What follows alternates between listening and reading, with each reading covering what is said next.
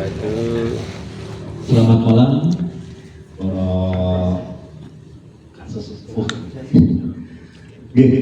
alhamdulillah di malam ini tanggal 7 Januari kita melakukan beberan kloso yang pertama di tahun kuda.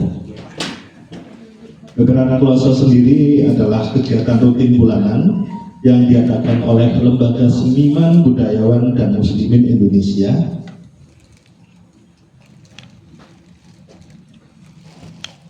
untuk membahas isu-isu seni, teknologi, budaya, dan keagamaan melalui dialog, diskusi, dan kegiatan lain seperti ngaji. Seringkali mengusung tema kearifan lokal, yang kali ini pembicaranya ada Mas Lukman Hakim M.Iko. Beliau adalah akademisi dan praktisi film yang tadi ingin lebih disebut sebagai editor film, yang nanti akan dibersamai oleh Mas Leo sebagai moderator. Untuk mengawali acara beberan kloso kali ini, kita akan memulai dengan membaca Al-Fatihah.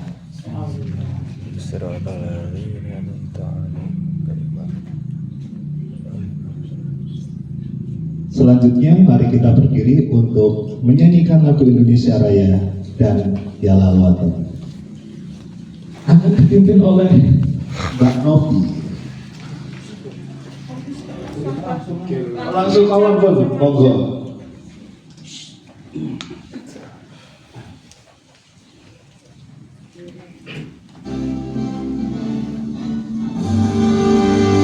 Indonesia tanah airku, tanah tumpah darahku.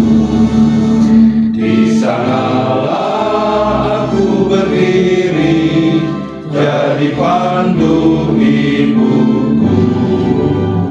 Indonesia kebangsaanku, bangsa dan tanah airku. Marilah kita berseru, Indonesia bersatu. Hiduplah tanahku, hiduplah negeriku, bangsaku, rakyatku semuanya. Bangunlah jiwanya, bangunlah badannya untuk Indonesia Raya. Indonesia Raya, merdeka, merdeka, tanahku, negeriku yang ku cinta. Indonesia Raya, merdeka, merdeka, hiduplah Indonesia Raya. Indonesia Raya, merdeka,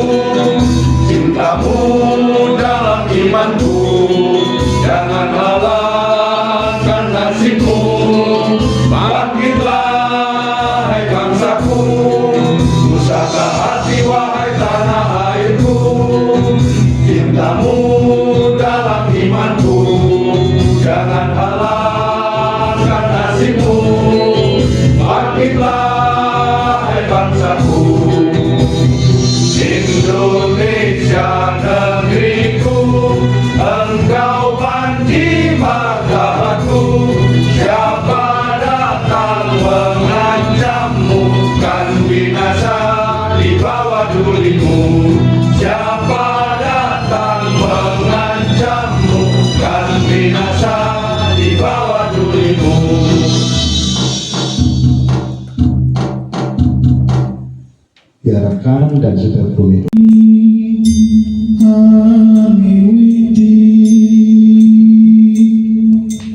Peperan kloso niki nyadong ridane Gusti suruh rojo kanyekani.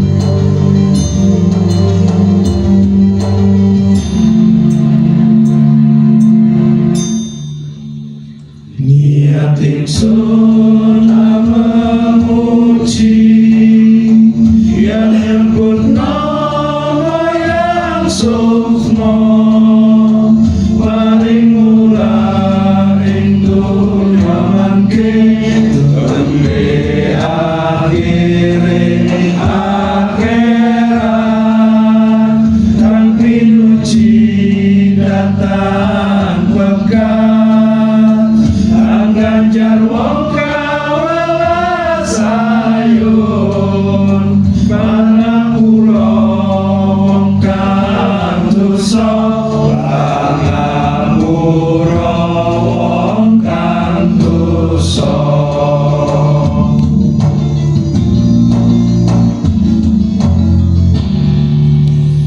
Niat ingsun memuji yang nyebut nama yang sukma paling murah ing dunya mangke tembe akhire akhirat kang pinuji datang pekat kang ganjar wong kawelas sayun panapura wong kang dosa panapura wong kang dosa.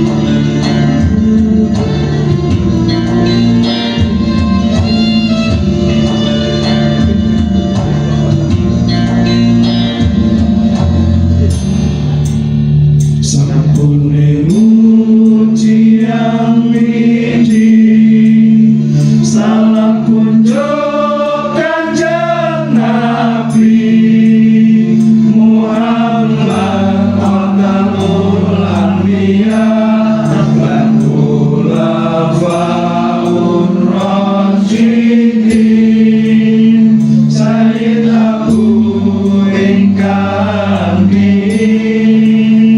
Syekh Umar Amirul Mukminin Utsman bin Affan Kadelu Bapak Syekh Ali Murtado.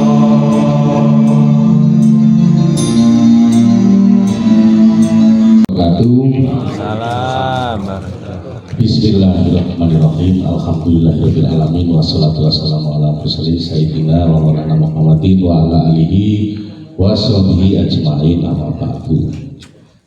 Yang pertama mari kita panjatkan puji syukur kehadirat Allah Subhanahu wa taala sehingga pada malam hari ini kita bisa berkumpul di majelis yang mulia di Pondok Pesantren Budaya Karangkeding.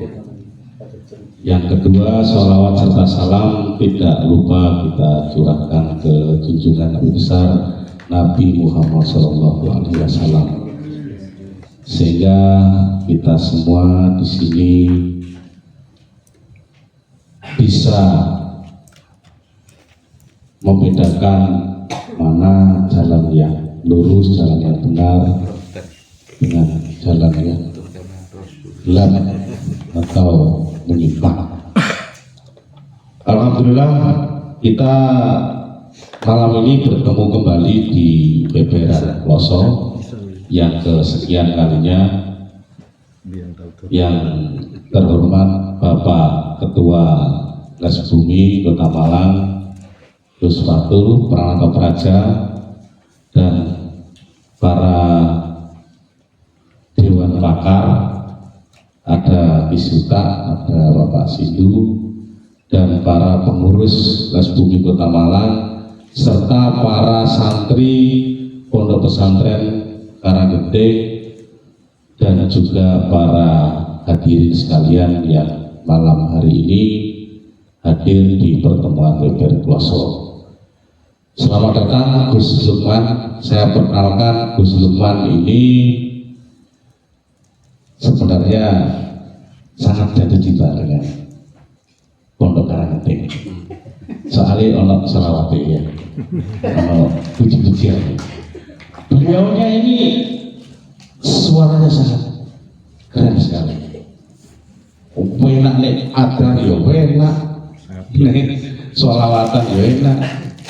Jadi kita ini akan cari momen supaya beliau nanti berada di depan nanti bersholawat dan menyanyikan beberapa lagu. Selamat datang Mas Ibrahim dan Mas Majid. Beliau ini seorang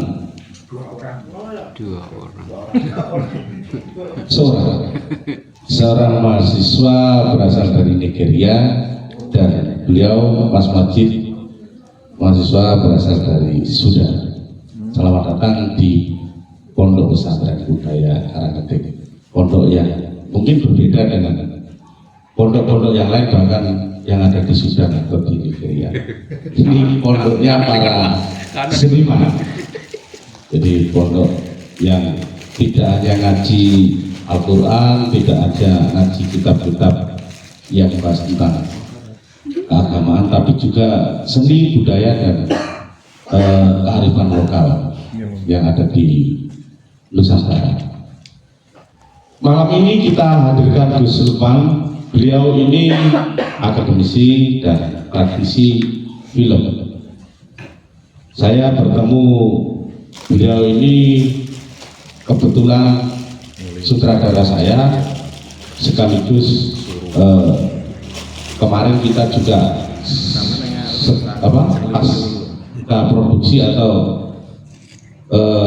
berkesempatan berproduksi dengan beliau yang sebagai editornya Mandat juga.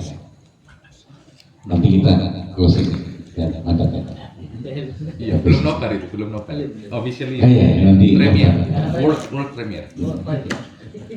Baik, saya coba minta bantuan teman saya di sini bahwa malam ini kita akan berdiskusi tentang serba-serbi medium audiovisual di era digital, yang mana memang itu sangat dekat sekali dengan kita hari ini, bahkan melekat.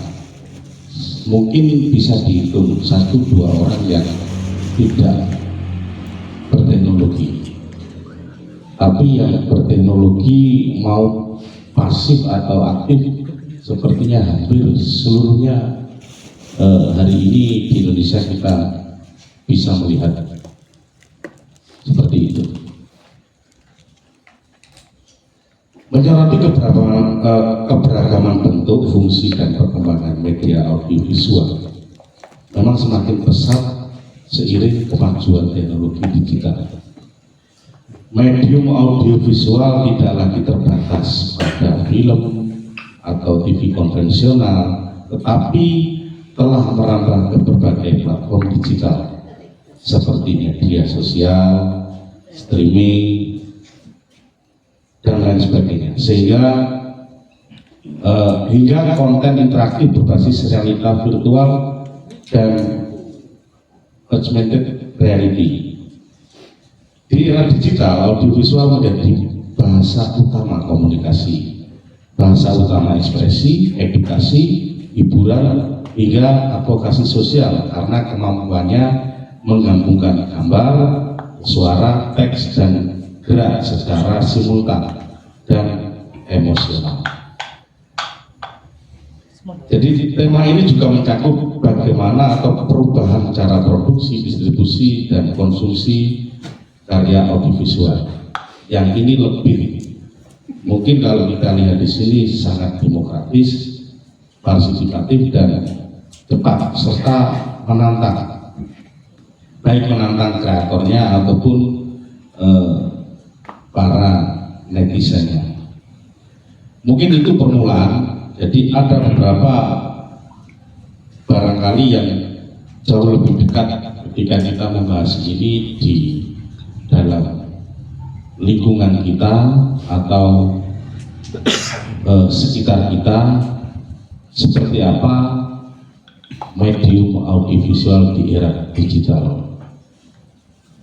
Bahkan hari ini kita juga menggunakan audiovisual atau medium itu juga. Maka untuk lebih jelas atau memiliki gambaran terkait dengan tema kita, saya akan memberikan waktu ruang yang sangat bebas untuk Gus Lukman lebih menekankan teman-teman terkait dengan tema ini. Waktu kita panjang. Saya tadi ngobrol sama teman-teman setengah 3 ya. Iya. Ya. Subuh. Cuma nanti jam 10 kita coba evaluasi. Baik, langsung Gus Lukman, silakan diberikan paparan, nanti kita diskusi, kita coba sharing bersama para hadirin. Monggo. Assalamualaikum warahmatullahi wabarakatuh. Alhamdulillahirabbil alamin. Alhamdulillahilladzi arsala sayyidana Muhammadan sallallahu alaihi wasallam bi kamili syariati wa khatifih. Salatu wassalamu ala asyrafil anbiya sayyidina mursalin nabiyina karim Muhammad sallallahu alaihi wasallam, yang semoga kita masih tetap di jalan terang yang diarahkan oleh beliau. Ya, yang sama-sama kami hormati Khadimul Ma'had Fadilatul Syekh Gus Fadul. Ya, cek kosong santri Wali ya. Biasa di Muhammadiyah kan gini. Ya, terus kemudian Bapak Ibu sekalian, Dewan Pengurus Resbumi Kota Malang, Resbumi NU Kota Malang, gitu ya, dan juga kawan-kawan santri yang sesama santri dengan saya. Kayaknya yang santri kayak saya sama beberapa aja nih. Ini yang lain kayaknya syekh semua ini. Berarti kan gitu ya. Kawan-kawan internasional dari Nigeria dan Sudan, selamat datang di forum diskusi kita kali ini, gitu ya. Nah, sebelumnya saya mungkin sedikit dan Kak Roto Ake omong, mungkin waktunya 30 menit, 15 menit saya buat perkenalan aja biar kenal. 15 menitnya nanti baru kita sedikit berbicara yang ada di tema, gitu ya. Nah, Bapak Ibu sekalian, saya alhamdulillah saat ini dimandatkan, dimandatkan untuk mengajar audiovisual, konsentrasi audiovisual di Ilmu Komunikasi Universitas Muhammadiyah Malang, gitu ya. Cuman saya dulunya di santri, cuman bertahan 4 tahun karena kenakalan remaja. di Sidoarjo sana. Kalau jenengan semua mungkin pernah kenal jamaah Al-Hikmah dari Syekh dari Kiai Haji Asrori Alisaki yang kemarin haul di alun-alun itu, alhamdulillah saya ke situ. Nah kebetulan pondoknya memang berfokus pada tasawuf sama tasfiyatun nafs. Jadi ketika di sini di pondok budaya itu untuk kayak transfer kamar gitu ya. Biasanya zikir la ilaha illallah la ilaha illallah moro-moro saiki ngomong audiovisual rada aneh nih. Ini salah satu kesempatan pertama saya sih. Artinya sharing ilmu di pondok pesantren yang memang bernafaskan kebudayaan itu satu. Selain memang saya terlempar jauh ke lembaga Muhammadiyah yang mungkin beriringan berdampingan berjalan bersama-sama dengan Nahdlatul Ulama yang memang kita sedarah, senasab, sesanat gitu ya. Yang memang semoga dari pertemuan kali ini kita memang bisa sharing lintas pandangan, lintas paradigma. Itu yang mungkin nantinya akan kita coba bicarakan bareng-bareng. Ya, mumpun serius-serius. Saya mewakili Gen Z walaupun bukan Gen Z. yang mungkin saat ini hampir seluruhnya sudah lebih paham berkomunikasi dengan cara medium audiovisual gitu ya. Nah mungkin saya akan sedikit buka dulu dari sebuah paradigma komunikasi frame, artinya agar sama-sama kita menyamakan sebenarnya audiovisual itu akarnya dari mana gitu ya. Nah kalaupun kita bahas sedikit tentang dasar ini gitu ya. Nah kita tahu atau kami diajarkan di komunikasi itu bahwasanya ada satu makalah dari Syekhul Karim Harold Laswell. Pak Toman pasti tahu itu, Pak Toman pasti tahu itu ya. Yang dimana makalahnya teori, bukan teori juga sebenarnya, modelnya beliau itu Who Says What to Whom in Emotional with What Effect. Nah ini adalah satu garis besar yang kemudian menaungi berbagai macam bentuk storytelling dengan menggunakan media. Gitu. Jadi Who Say What, ya, Who utawi sapane wong. Say what? Kang. Aku kayaknya jelas begini. Say what kang ngomong ya, sapa wumang. Tuwum marang sapa ini channel ing dalam nopo media, ing dalam opo channel itu bisa diartikan sebagai saluran with what effect, dengan dampak apa. Sehingga kami orang-orang komunikasi itu selalu yakin bahwa proses transfer knowledge, transfer pesan ya, kami tidak menyebutnya sebagai knowledge, tapi transfer pesan itu dilakukan oleh dua orang yang berkaitan. Yang pertama ada komunikator, terus kemudian ada komunikan gitu ya, terus kemudian dengan menggunakan channel apa atau saluran apa. Terus kemudian jangan lupa yang terakhir, poin yang paling terakhir adalah ini, dan yang paling penting, with what effect. Kemudian dari proses pertukaran informasi tersebut atau proses komunikasi tersebut, impactnya apa, dampaknya apa kepada komunikator atau komunikan itu sendiri. Oke. Nah, yang kemudian apapun karya yang kami buat itu selalu melibatkan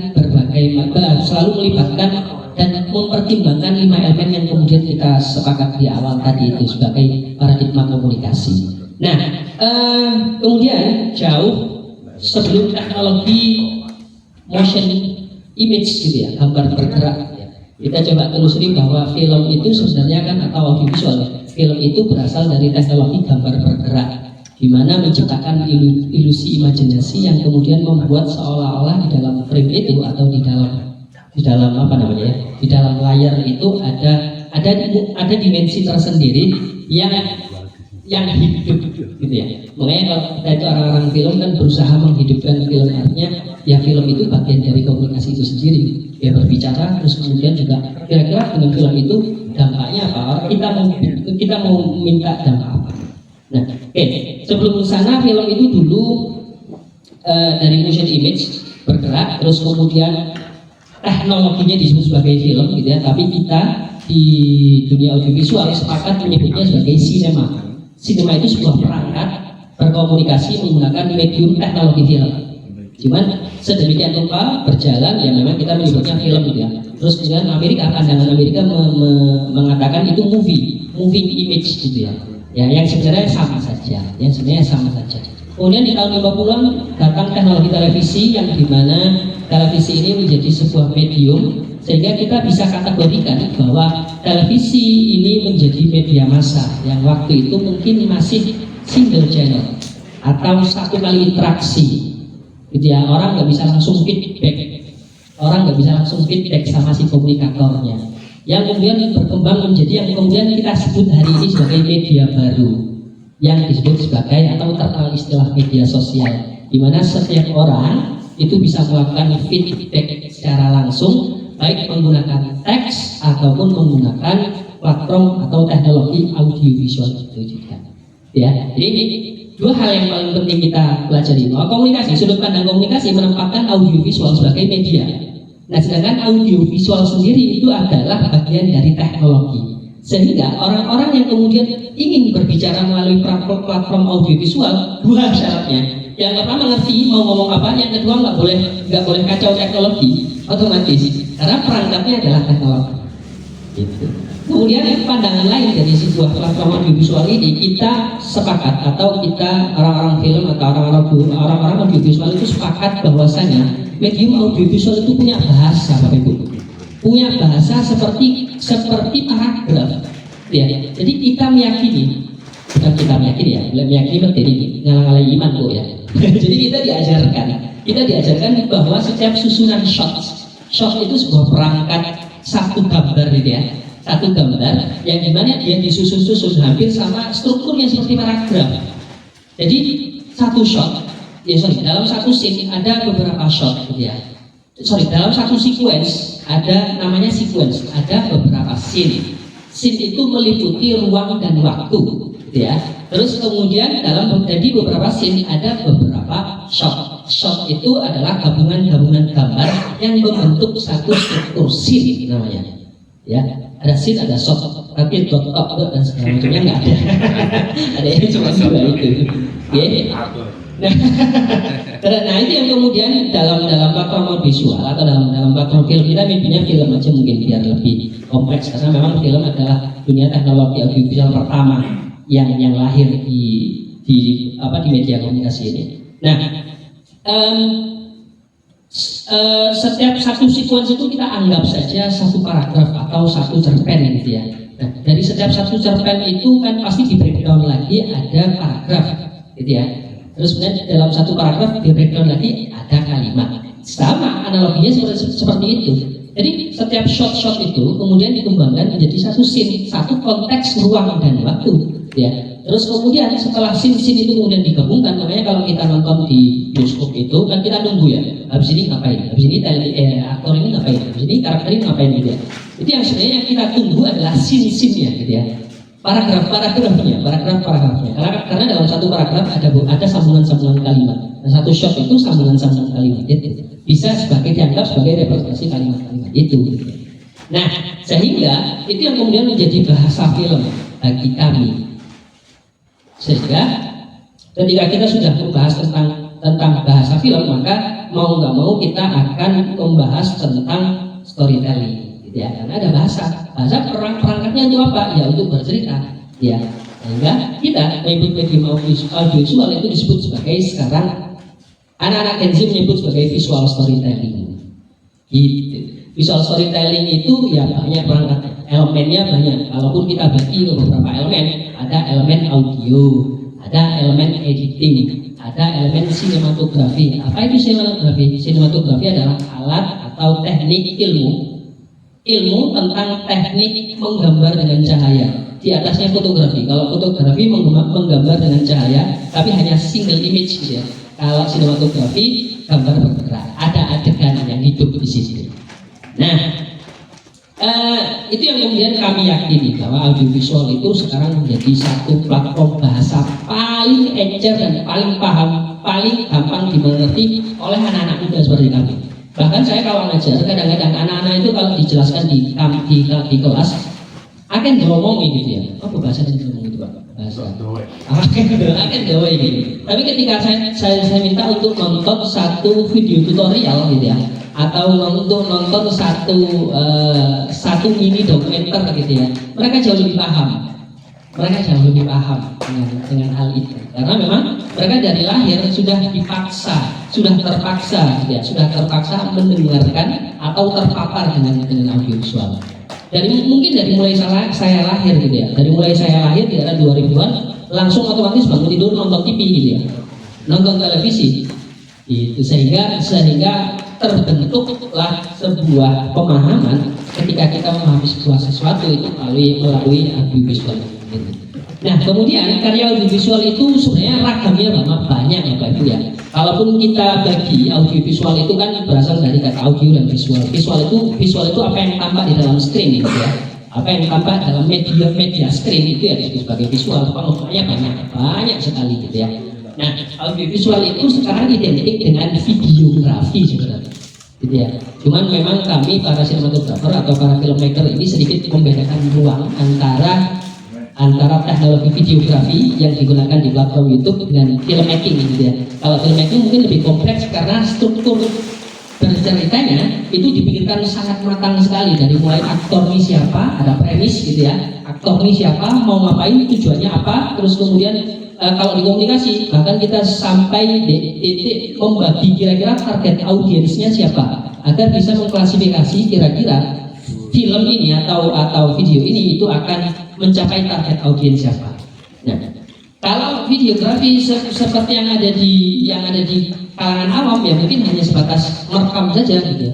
Merekam saja, mendokumentasikan, tapi lebih dari itu komunikasi menganggap bahwasanya video itu atau platform audiovisual itu dia sudah berbicara, gitu ya, dengan yang kita pahami tadi, dengan tata bahasa sinematografi atau tata bahasa audiovisual yang sudah disepakati oleh para khalayak filmmaker atau bahkan oleh para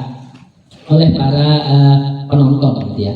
Nah, kita tahu bahwa kalau kita nonton film, kalau gambarnya long shot semua kadang-kadang nggak nyampe impresinya itu.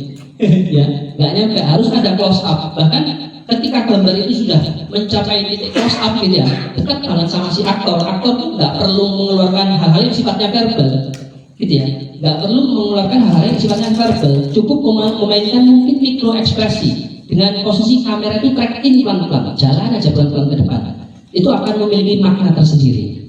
Ya, bahkan di dunia sinematografi kita juga diajarkan bahwa kamera yang diam, kamera bergerak dari depan ke belakang atau sebaliknya, atau bahkan kamera itu dipegang tangan, kamera yang bergerak itu memiliki meaning masing-masing. Itu yang kira-kira menjadi satu konsen kami di bidang audiovisual ketika mau bikin video. Sehingga ya biasa ya, kalau kita ini biasanya bapak-bapak kalau syuting itu kan ya wis pokoknya kalau kamera terus puter gitu ya.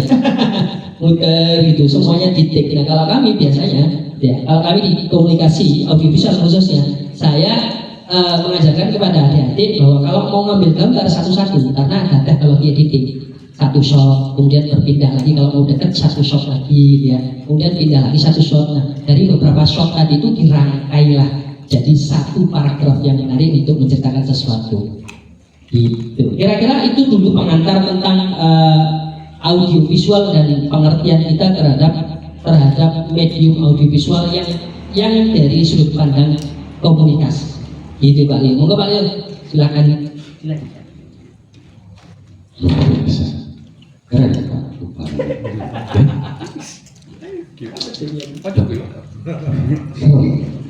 Bagus.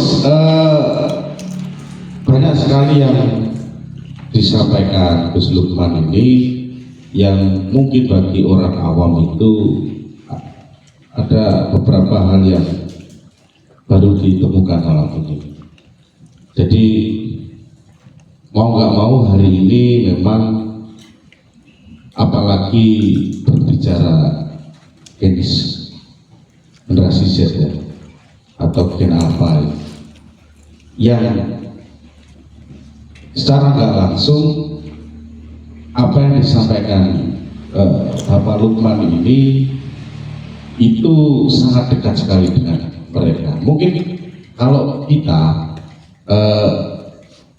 masih punya dua dunia yang secara bahasa itu masih berbentuk paragraf, berbentuk tulisan, berbentuk teks. Bahasa itu masih diperdengarkan atau disampaikan secara verbal. Tapi hari ini kita menghadapi generasi yang sangat visual. Nah, saya nggak tahu apa ini yang perlu nanti kita diskusikan. Jadi ragam medium audiovisual ini posisinya seperti apa ketika kita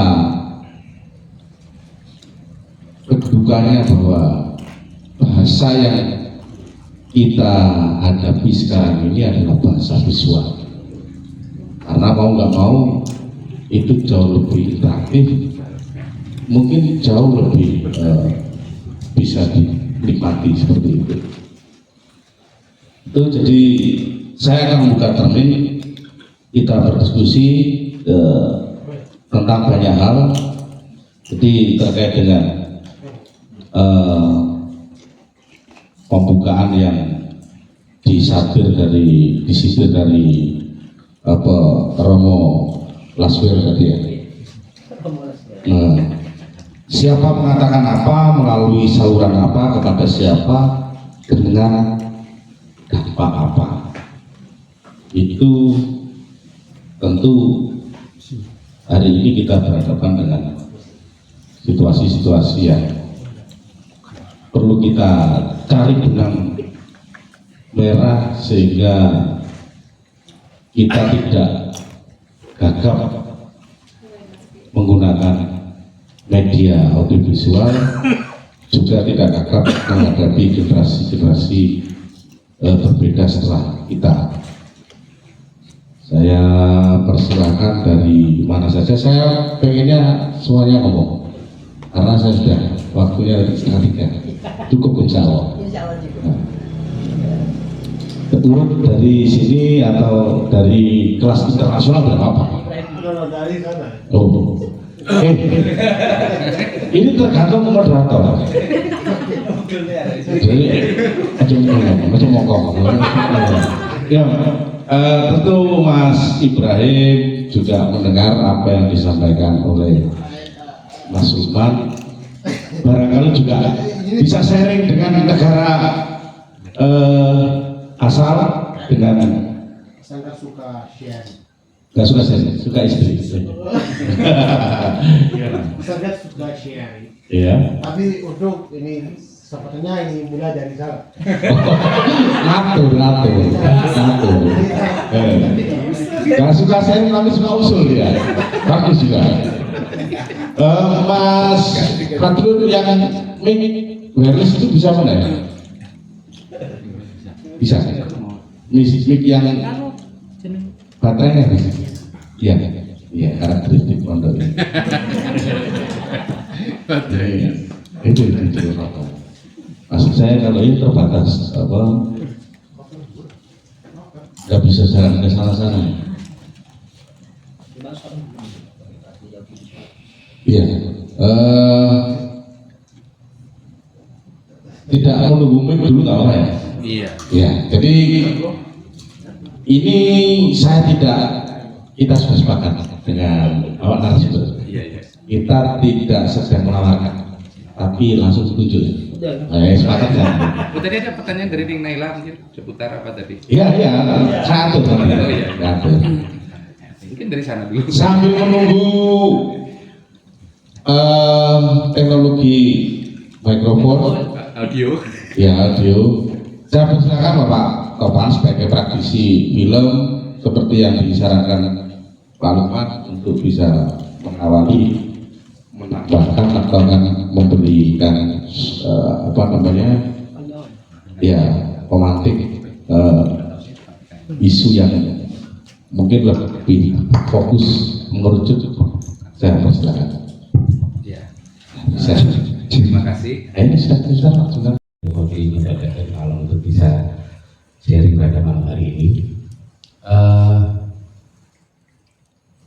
Dari apa yang sudah disampaikan tadi, ya ini kan namanya juga serba-serbi ya, serba-serbi. Mungkin kalau berbagi dari sisi pengalaman itu sebagai itu ada praktisi yang lebih banyak mengerjakan bentuk dokumenter. Nah, saya coba sedikit mengingat bagaimana ketika sejak pertama kali kamera itu ditemukan, kamera movie ditemukan kisaran berapa itu ya, 18 iya pokok setelah maghrib ke atas ya 18.30 nah di yang namanya Lumiere Brother dari Perancis itu kemudian dari eksperimen-eksperimen fotografi yang sudah jauh ditemukan sebelumnya, kemudian bereksperimen bagaimana menggerakkan film. Tadinya memang tidak disebut film, bahkan bentuknya juga tidak ada, hanya rangkaian gambar-gambar bergerak. Bahkan konon ceritanya ketika diputarkan pertama kali di sebuah kafe di Prancis itu, oh mau mana? Ya, Arisan. Oh pamit dulu. Ya ada yang kita. Oh baik, terima kasih sudah datang. Assalamualaikum. Waalaikumsalam. Bahkan ketika produk belum audiovisual ya dulu ya, masih gambar bergerak saja gitu. Karena ada cerita di sebuah kafe itu ketika nonton gambar kamera datang orangnya pada lari gitu, karena ini nggak tahu ini medium apa. Nah setelah itu muncul editing yang menyadari bahwasanya gambar-gambar bergerak ini bisa loh diceritakan. Disitulah lahir pertama kali proses editing. Kepentingannya itu bukan seperti sekarang ya, dan kalau sekarang kan edit ya pindahin gambar, motong, ngasih efek gitu. Kalau dulu kesadarannya adalah bagaimana gambar-gambar bergerak ini bisa saya ceritakan untuk kepentingan tertentu. Nah itu hampir bersamaan, mungkin kalau saya lupa timelinenya, tapi pernah ada di satu masa itu bagaimana sampai kemudian Nazi Hitler itu menggunakan secara sadar, karena basicnya dia memang perupa ya, Hitler itu dia sadar medium ini punya kekuatan, sehingga lahirlah teori yang namanya justaposisi itu. Ada gambar-gambar bergerak tentang perang, tentang pekerja pabrik, tentang apa, kemudian ini disusun sehingga mampu menceritakan sesuatu dan memiliki efek sesuatu, dan bahkan efeknya pun bisa dikendalikan yang kemudian kita kenal sebagai propaganda yang 40 tahun kemudian ditiru oleh rezim Soeharto ya, dengan film yang penontonnya terbanyak, belum pecah sampai sekarang itu ya. Pasti di sini yang belum pernah ada yang nonton ini 13 DKI pasti sudah pernah nonton semua gitu. Itu film yang belum nggak tahu betul. Mungkin tahu, istilahnya tahu. Artinya kesadaran tentang bagaimana impact dari audiovisual ini memang sebenarnya sudah disadari sejak lama gitu. Sehingga kembali tadi, sorry agak bulat ya karena saya bukan dosen ya. Kembali ketika ngomong kepada hukum komunikasi, apa yang mau disampaikan ya, ada informasi, ada apa namanya, ada edukasi gitu. Bahkan ada propaganda. Mungkin selama ini kita kan sebagai orang yang mengkonsumsi itu dalam sehari, kita mengkonsumsi produk audiovisual itu berapa banyak dalam sehari, mungkin tidak terhitung. Yang sampai-sampai cara kita menerima pesan audiovisual itu sudah sangat berbeda dengan 10 atau 20 tahun yang lalu gitu. Saya ingat dulu kalau ibu dan tetangga-tetangga saya nonton Marimar, besoknya ada yang nggak nonton, pasti dia pengajian akan cerita, ya apa ceritanya Marimar Mambungi. Oh itu loh Mambungi itu loh, bulgus dan segala macam itu menjadi satu. Nah itu adalah cara bagaimana kita menangkap satu pesan dari satu produk audiovisual. Mungkin yang anak-anak bercerita tentang Satria Baja Hitam, tentang Doraemon. Ada satu diskusi setelah mereka menerima satu pesan dari video, termasuk isu-isu berita dan segala macam. Kalau mungkin lingkungan musik, video musik, apa yang paling keren, semua basisnya menjadi baik. Tetapi pola itu hari ini sudah berubah pastinya, sudah berubah. Caranya, situasinya sama. Yang kita bahas mungkin kita nontonnya masing-masing ya, apa yang lagi viral itu yang kita bahas. Dan bentuknya juga tentunya semakin beragam. Tetapi dari apa yang saya alami gitu ya, saya tidak mungkin mengerjakan semua produk audiovisual itu, menjadi expert di semua bidang audiovisual itu jelas sangat tidak mungkin. Kalau masalah saya memilih dokumenter itu ya mungkin karena jobnya banyak di sana. Kalau teman saya yang video musik ya dia ngerjakannya video musik gitu, dengan alasan masing-masing. Tapi mungkin Pak Leo juga sangat produktif. Kalau kita bilang siapa yang paling produktif di antara kita memproduksi konten audiovisual, pasti Pak Leo ya, karena sehari bisa berapa konten? Satu ya. Satu. Dengan kesadaran apa? Dengan kesadaran menyampaikan pesan apapun pesannya, bisa kritik, sindiran, hiburan, apapun. Poinnya adalah ini terus sebagaimana ilmu pengetahuan yang lain ini terus berkembang dan saya berharap kita sebagai yang mengkonsumsi medium audiovisual ini lebih punya awareness gitu, lebih punya kesadaran. Apalagi kita sebagai orang tua, gimana sih cara mengendalikan tontonan anak? Nah ini kan itu akan jatuhnya akan sampai ke sana gitu. Efek apa yang akan terjadi pada anak? Mungkin pernah mendengar ya ada anak yang mengalami lambat ya speech delay itu karena banyak mengkonsumsi tayangan luar gitu misalkan, karena bahasanya nggak jelas kayak sound design dan segala macam. Ini kan hanya menjadi pembahasan tapi tidak pernah menjadi obrolan yang serius gitu. Padahal ini impact seperti itu juga sangat berbahaya. Bahkan peristiwa-peristiwa besar yang dipicu oleh tayangan audiovisual karena editing itu juga sudah sangat banyak. Satu statement dipotong menimbulkan kontroversi, akhirnya terjadilah demo besar-besaran. Nah ini kan and with what effect bagi orang-orang yang tahu audiovisual, kesadaran ini didesain. Jadi kita sebagai penerima pesan itu ya apa ya bahasanya nanti ya, bijak kah apa, tapi poinnya adalah bagaimana kita kemudian bisa lebih aware terhadap bentuk ini, sesederhana tayangan TikTok, karena itu pasti apapun medium komunikasi visual itu pasti ada efek, Itu dulu ya mungkin untuk menyambung diskusi dan menghangatkan diskusi awal. Itu dari saya. Terima kasih. Wassalamualaikum. Terima kasih. Ada sebuah pertanyaan untuk para filmmaker. Saya pernah melihat videonya seseorang, kalau nggak salah beliau itu adalah guru besar UI, tapi saya lupa namanya. Video itu riset beliau.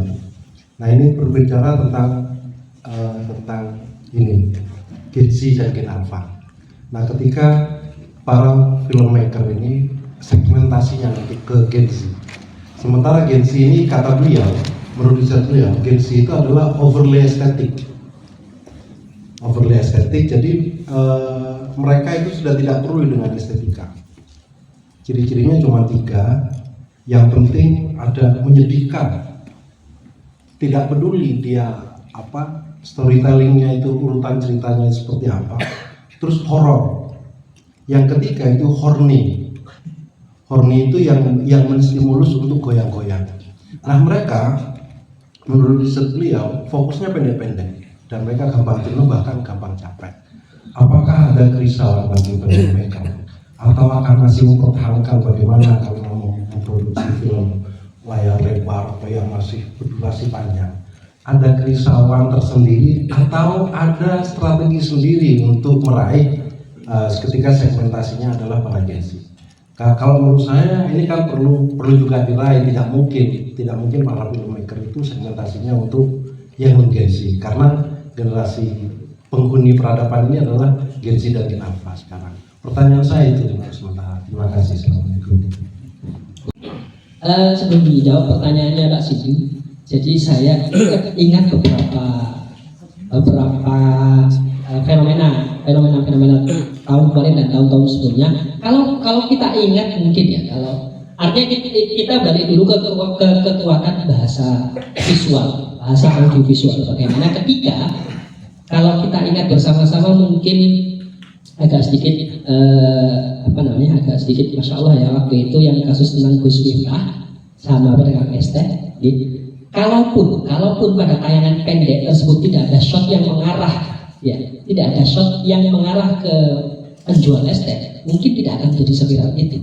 Tapi karena secara bahasa di dalam shot itu ada shot Gus Miftah, ada audio Gus Miftah, terus kemudian ada shot yang kemudian reverse dibalikkan ya. Shot yang juga mengambil ekspresi, kebetulan ekspresi dari pedagang dan estek tersebut datar saja gitu ya. Akhirnya membuat potongan itu menjadi sangat multi tafsir sampai kemudian membuat gonjang-ganjing. Nah, itu adalah salah satu bagaimana kekuatan audiovisual itu mentransform dan menerjemahkan sesuatu dan sangat multi tafsir. Kalau memang tidak ada koridor-koridor tertentu yang dipahami secara utuh ya, secara holistik.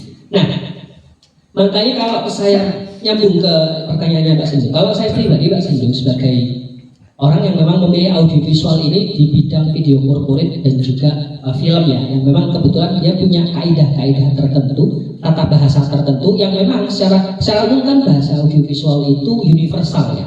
Jadi kalau bahasa formal kita, bahasa Jawa bahasa Nigeria nggak ngerti gitu ya.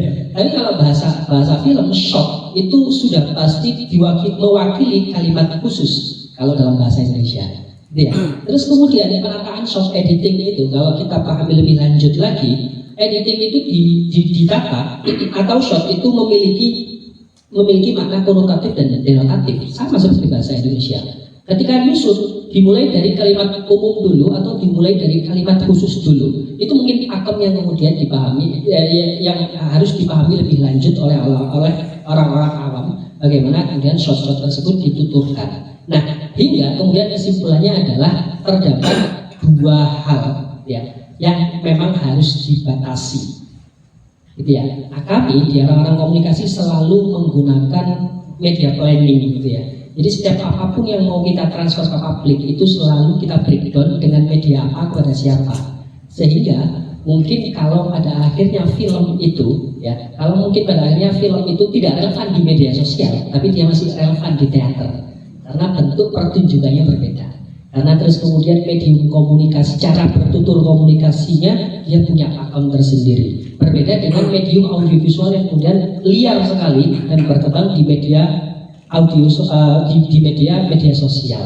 Sehingga saya sebenarnya saya teringat apa yang kemudian dibicarakan Mas Topan beberapa waktu yang lalu ya, bahwa kita mungkin tidak ingat apa yang kita lihat, kita scroll tadi pagi, tapi kita pasti ingat film apa terakhir, mungkin bahkan beberapa bulan yang lalu kita tonton adegan yang sangat memorial gitu ya. Karena memang secara desain media, secara desain penciptaan itu berbeda. Nah, yang kemudian bisa diambil juga hikmahnya adalah kita harus memahami bahwa filmmaking itu atau media audiovisual itu hanya perangkat berbahasa, sehingga yang perlu diubah adalah bahasanya. Jadi kalau kita punya diksi-diksi tertentu, kalau teman-teman Gen X ataupun teman-teman baby boomer atau mungkin saya milenial punya bahasa sendiri dan Gen Z punya bahasa sendiri, tinggal kita alih fungsikan aja bahasanya. Dari bahasanya, strukturnya tetap gitu ya, dari bahasanya Gen X gitu ya, Gen Y atau milenial Gen Z. Sehingga beberapa teknik-teknik yang kemudian berkembang seperti hook editing cepat.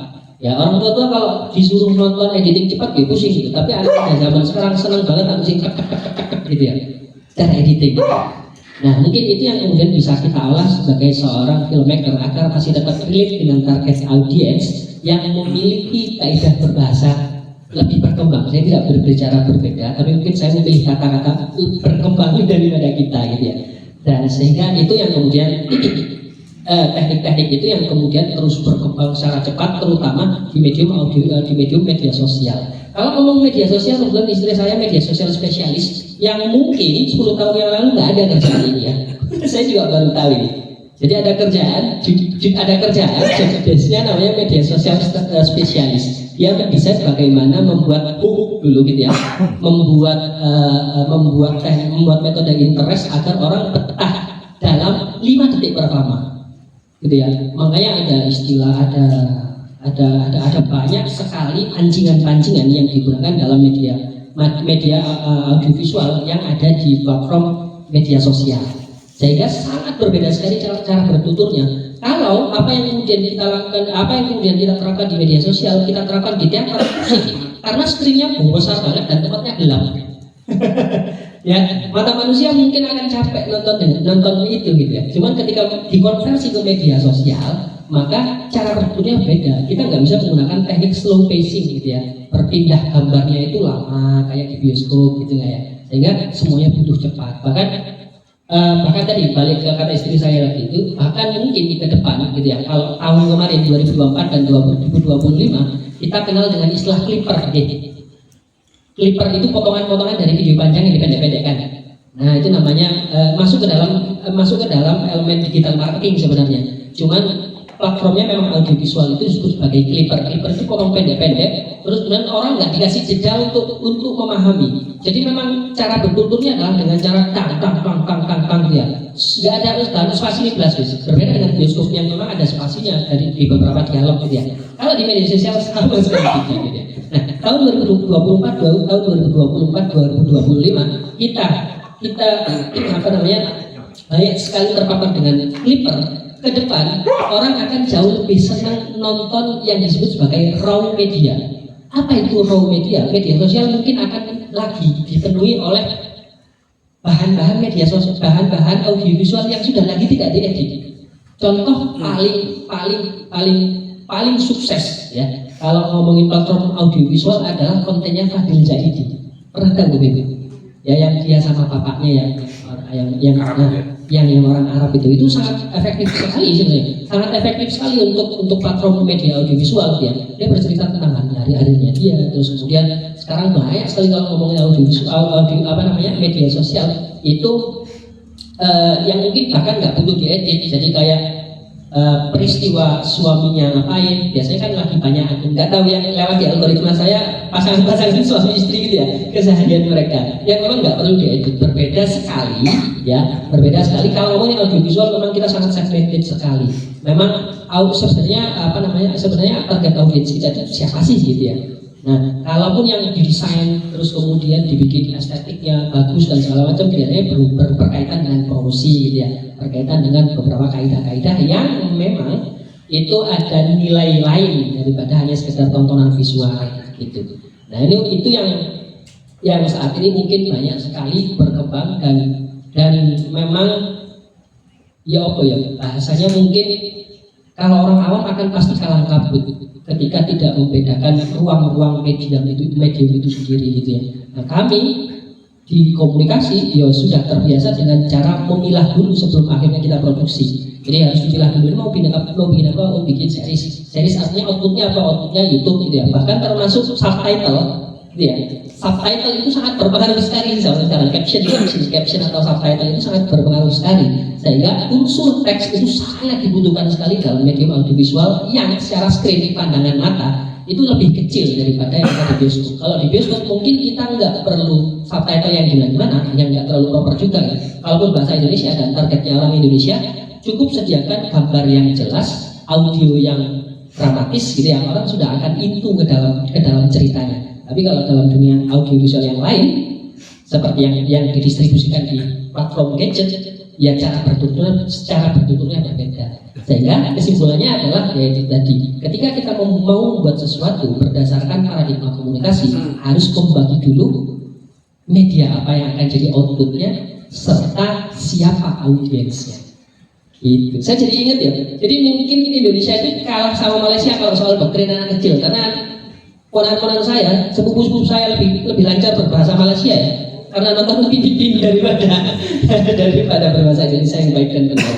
Itu kalau nyambung sama Mas Dapat tadi bahwa memang media audiovisual selain untuk mengedukasi, selain untuk menginformasikan sesuatu, selain untuk mengentertaining sesuatu, dia adalah alat yang paling jitu yang digunakan oleh orang-orang artinya oleh komunikator untuk menyampaikan sesuatu. Saya melengkapi apa yang tadi disampaikan sama Mas Topan sebenarnya.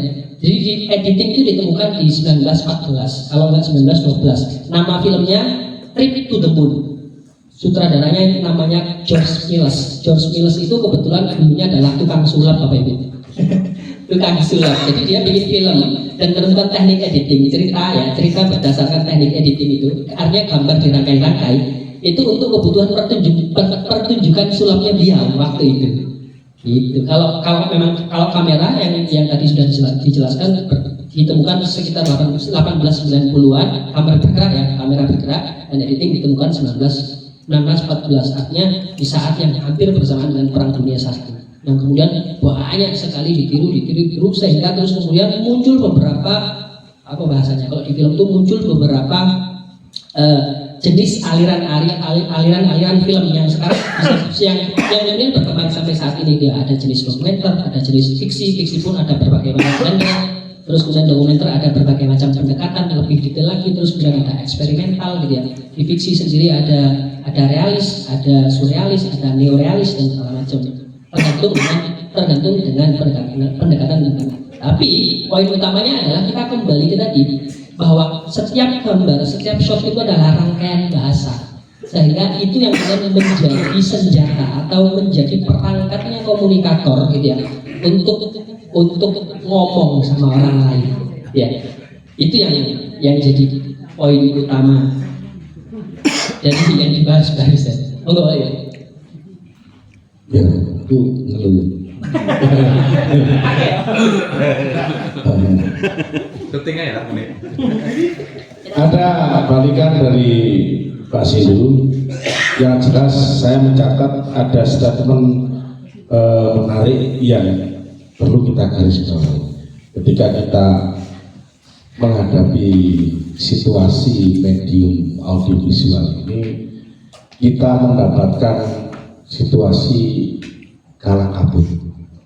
Itu kalau saya boleh berstatement sedikit, jadi ketika saya coba menekuni media sosial, saya masuk dalam situasi menjadi konten kreator, saya kalang kabut. Kalang kabutnya itu begini, mana yang perlu kita create ulang, begitu. Padahal saya bisa mengamati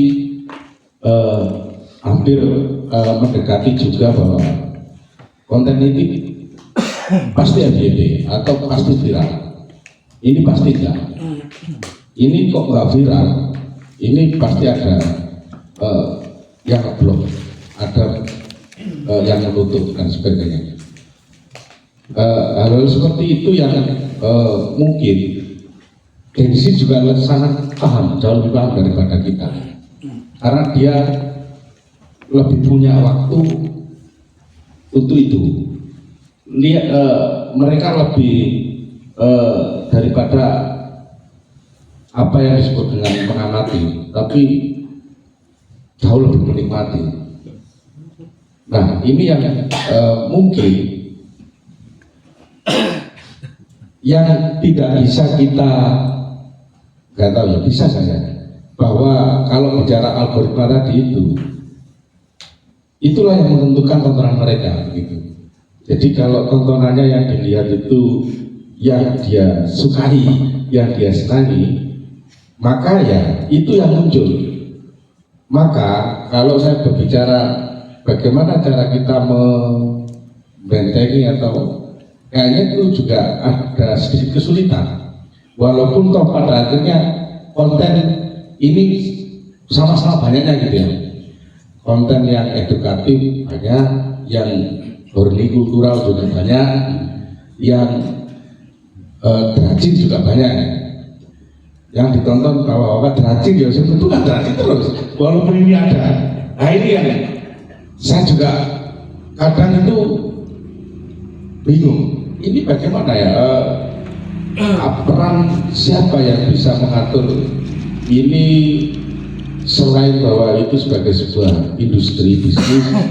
Apakah ada satu pemikiran secara edukatif moral itu supaya orang tidak hanya teracuni ini aja gitu, sekali-kali muncul ini dan ini. Nah, ini yang secara nggak langsung saya menangkap kecenderungan seperti itu, sehingga ada sedikit rotok kalang kabut itu mau sumpah kayak menyedihkan.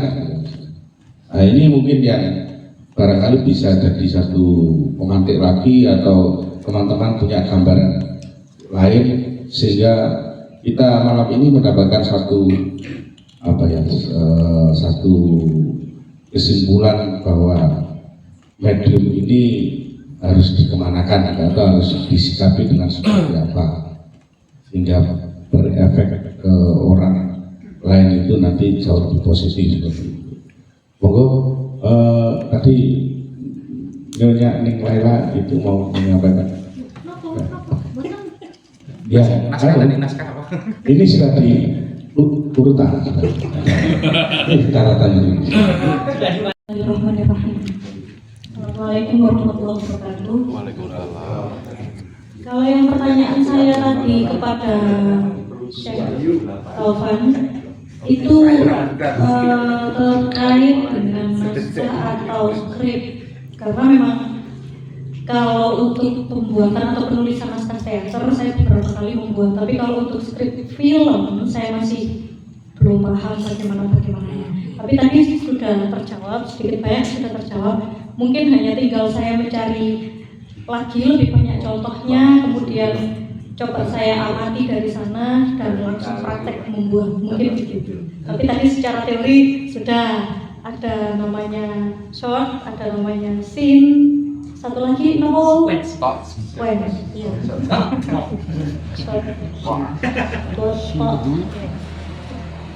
Kalau disuruh bertanya, menanyakan apa ya?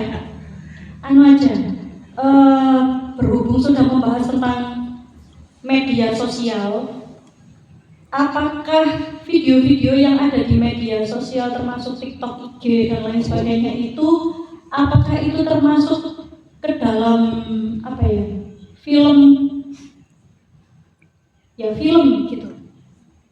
Apakah yang hanya sedikit sekian detik itu sudah termasuk dalam film namanya atau beda lagi? Karena di dalam satu tontonan yang sekian detik itu banyak sekali yang sudah menyampaikan pesan-pesan dari awal sampai akhir, dan bahkan penonton bisa sangat menikmati, dan saya penikmat scroll TikTok memang.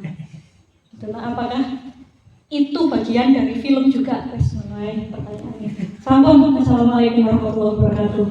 TikTok ya jatuhnya ke konten sebenarnya, bukan film. Karena kalau film dia punya pakem bercerita yang memang sudah disepakati ya. Ini sudah disepakati di beberapa aliran gitu ya, disepakati bahwa biasanya ada yang 3 bapak, ada yang 9 bapak. Itu kita menyebutnya sinema aja mungkin ya. Sinema, karena film itu teknologinya. Nah, sinema itu memang perangkat berbicara dengan beberapa elemen. Ada elemen naratif, ada elemen sinematik. Elemen naratif itu ada tokoh, ada set, ada ruang dan waktu, ada konflik, itu namanya elemen naratif. Nah, elemen sinematiknya adalah ada sinematografi, ada editing, ada mise en scène namanya. Mise en scène itu apa-apa yang ada di dalam frame, itu namanya mise en, tulisannya bahasa Perancis ya, mise en scène gitu ya. Bahasa Inggrisnya ada nggak mas? Nggak ada ya? Nggak ada, bahasanya memang mise en scène. Nah, kalau contoh skrip film biasanya kayak gini. Ya ada, sebelum ke skrip ya, jawab dulu yang apa namanya yang konten. Nah, terus kemudian yang perlu kita ketahui, nambahkan juga beberapa informasi. 6 bulan yang lalu saya ikut kelas digital marketing kebetulan ya. Nah, jadi ada yang unik dengan adik-adik atau anak-anak kita saat ini, bahwa memang mereka sudah tidak lagi percaya dengan yang namanya Google. Karena apa? 2 yang mereka yakini saat ini adalah Gen Z dan Gen Alpha. Setiap anak kecil setiap anak-anak zaman sekarang mencari sesuatu pasti lewat TikTok. Ya, bahkan hanya untuk bagaimana cara merebus mie. Di TikTok gitu ya. Sehingga itu yang kemudian bergeser. Kalau kita zaman dulu ngapain kita terus googling aja loh gitu. Anak sekarang nggak begitu. Habitnya berubah menjadi search aja di TikTok pasti ada gitu. Nah, yang kemudian apa yang kemudian tadi disampaikan oleh Pak Leo, bagaimana tata kelola aplikasi itu bekerja. Zaman sekarang sudah tidak lagi menggunakan tag ya. Zaman dulu pakai tag apa gitu, hashtag apa. Zaman sekarang itu ada kenal istilah keyword. Ini kita sedikit melipir ke digital marketing ya, ilmu digital marketing, bahwa zaman sekarang algoritma aplikasi itu ditentukan bukan melalui hashtag tapi melalui keyword. gitu. Jadi makanya dunia digital marketing itu sekarang cara jualan semakin detail cara jual, semakin detail keywordnya, semakin spesifik orang itu mencari apa, semakin ketemu. Contoh, kalau kita jualan sepatu dengan hanya mencantumkan cuci sepatu murah, banyak saingannya. Tapi kalau mau spesifik cuci sepatu murah Malang, akan lebih dikit lagi.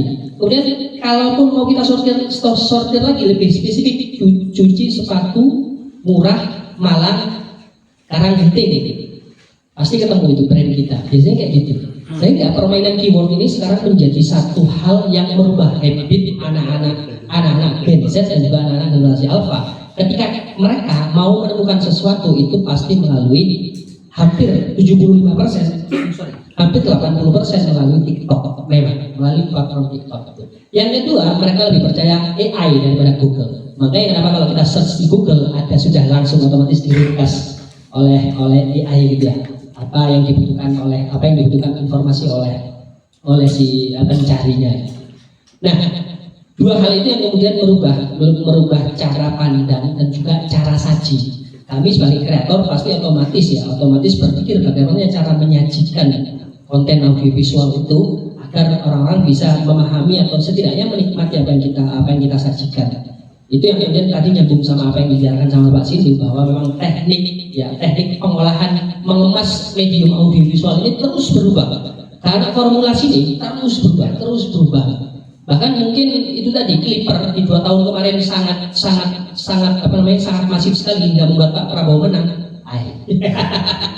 Ya, salah satu analisisnya kan Pak Prabowo menang karena Clipper ya, sama kayak Mas Ferry Irwandi ya. Clipper itu yang kemudian tahun kemarin booming, tahun ini belum tentu booming gitu ya. Makanya diprediksi dalam tahun depan ini orang lebih berfokus pada raw media tadi, file asli yang nggak diedit sama sekali, justru lebih menarik katanya gitu ya. Nah, sampai di mana? Sebelum nge-script ya, sampai ini tadi. Nah, terus kemudian kalau orang yang bikin konten itu disebut sebagai UGC, User Generated Content. Contoh kayak Pak Leo ini kan konten kreator, spesifikasinya masuk ke dalam UGC, User Generated Content. Konten itu apa aja? Ya wis terserah dia mau bikin apa aja, mau bikin video sketch gitu ya, boleh. Terus dan mau bikin talking video itu talking head video itu yang ngomong sendiri itu, yang ngomong sendiri namanya masuk ke dalam talking head video. Nah, itu. Atau sekarang lagi banyak yang lagi up banget di digital marketing itu EGC, Employee Generated Content. Jadi contoh pondok pesantren Karanggenting ya, pondok pesantren budaya Karanggenting. Yang bikin itu santri-santrinya. Contoh Jatim Park, ada akun live at Jatim Park gitu. Nah itu justru lebih jitu daripada officialnya sendiri yang promosi. Gitu. Karena orang sekarang jauh lebih kepo behind the scene-nya daripada memang media promo aslinya gitu. Jadi memang kadang perusahaan itu membuat dua hal untuk komunikasi. Gitu ya. Satu membuat memang kalaupun iklan atau company profile yang memang official ya dirilis juga, tapi di belakang itu dia juga membuat behind the scene-nya. Nah, sajian-sajian itu yang kemudian juga bagian dari pengembangan audiovisual. Zaman dulu behind the scene itu apa bahasa Indonesia behind the scene? Behind the scene itu hanya berlaku pada film-film layar lebar. Zaman sekarang orang syuting iklan aja loh, syuting foto produk dibikinkan behind the scene-nya. Karena memang bagian dari perangkat komunikasi audiovisual itu ya, terutama dalam hal branding dan digital marketing. Nah, itu yang perkembangan itu yang kemudian sekarang sangat dinamis sekali, dan mau nggak mau kita sebagai pelaku atau siapapun yang melakukan seni bidang audiovisual, dia harus mengikuti. Makanya tadi kuncinya, yang pertama setidaknya paham storytelling, ya apa yang mau disampaikan. Yang kedua, nggak boleh gelap teknologi, nggak boleh harus melek teknologi, nggak boleh gagap teknologi, karena perangkatnya jalan terus. Bagian editing, cara ngambil gambar dan segala macam terus jalan terus, nggak akan berhenti. Berbeda mungkin dengan seni yang lain mungkin ya, yang mungkin agak sedikit long term gitu ya. Kalau di medium audiovisual sangat progresif sekali dan sangat ini sekali. Gitu. Nah, saya mengajar mata kuliah yang namanya dasar syuting, dasar editing. Biasanya mereka nggak saya suruh untuk buat bikin film, nggak langsung bikin film dulu, tapi remake film dulu. Itu untuk menumbuhkan satu memahami teknologi audiovisual, memahami teknologi storytelling visual storytelling dulu. Yang kedua, mendekatkan mereka pada perangkat-perangkat teknologi yang mungkin biasanya dipakai oleh orang-orang profesional. Orang zaman sekarang mungkin lebih sehat atau lebih sering menggunakan HP ya, sehingga mungkin teknologi-teknologi yang sifatnya memang diperuntukkan untuk teknologi audiovisual itu sedikit dilupakan. Nah, sehingga saya kalau kasih tugas nggak langsung bikin film, remake film dulu aja. Nah, kemudian juga ada beberapa skenario yang secara teknis format skenario film kayak begini.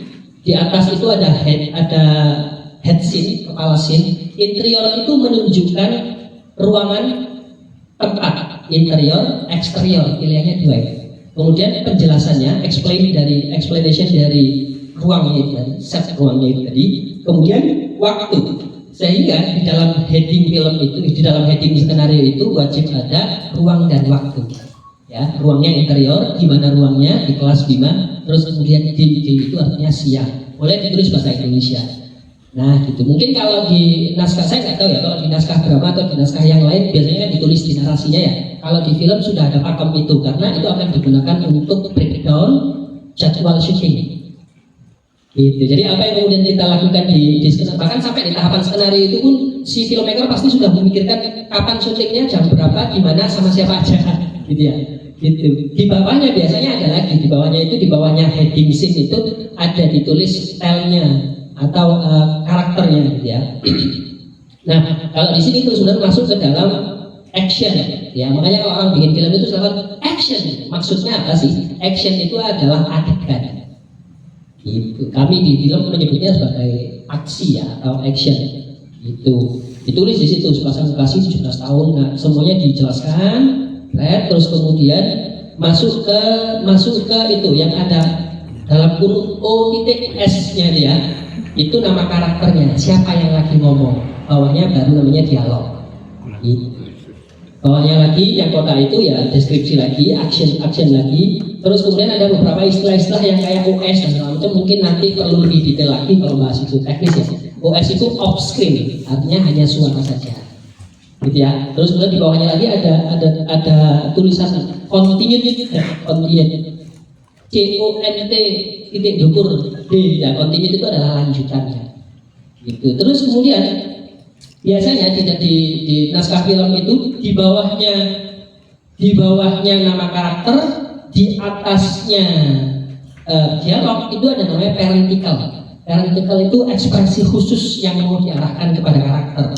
Contoh ketika dia nilai 90-an ya, untuk menjelaskan atau memperjelas naskah film itu apa yang harus jadi ekspresi di dialog itu biasanya ditambahkan di situ parenthetical. Tanda kurung biasanya ditulis tanda kurung pertanyaan atau sambil mengerjitkan dahi gitu. Jadi kontekstual sekali memang ketika kita nyusun ini. Dan selanjutnya mungkin nanti akan lebih banyak dibahas secara teknis sama Pak Topan. Sama Mas Topan yang mau jadi ini. Ada workshop film Mas ya? Ada workshop film ya? Nanti ya? Nulis nanti di luar itu ada beberapa hal lagi yang mungkin bisa didalami lagi. Kalau film ya, kalau kita ngomongnya konteksnya bicara film ya ada tadi itu ada kausalitas gitu ya. Terus kemudian ada scene connection gitu ya. Artinya dari shot awal itu sudah jadi statement sutradara bahwa ini itu mau ngomongin apa, kemudian mungkin bisa jadi di ending shot itu di callback. Oh, ini adalah bagian dari kesinambungan shot awal gitu kan. Nah, kira-kira begitu. Tapi kita tidak lepas dari yang tadi itu, bahwa shot scene dan sequence itu adalah perangkat berbicaranya filmmaker kepada audiens. Itu. Jangan tanya terus ngasih Mas. Sudah cukup jelas ya. Satu lagi. Satu lagi. Menegaskan ulang. Oke, ini bagian dua. Iya. Nun sewu. Berarti kalau yang di konten kreator misalnya konten kreator dari Warintil atau siapa ya yang di mana sobat?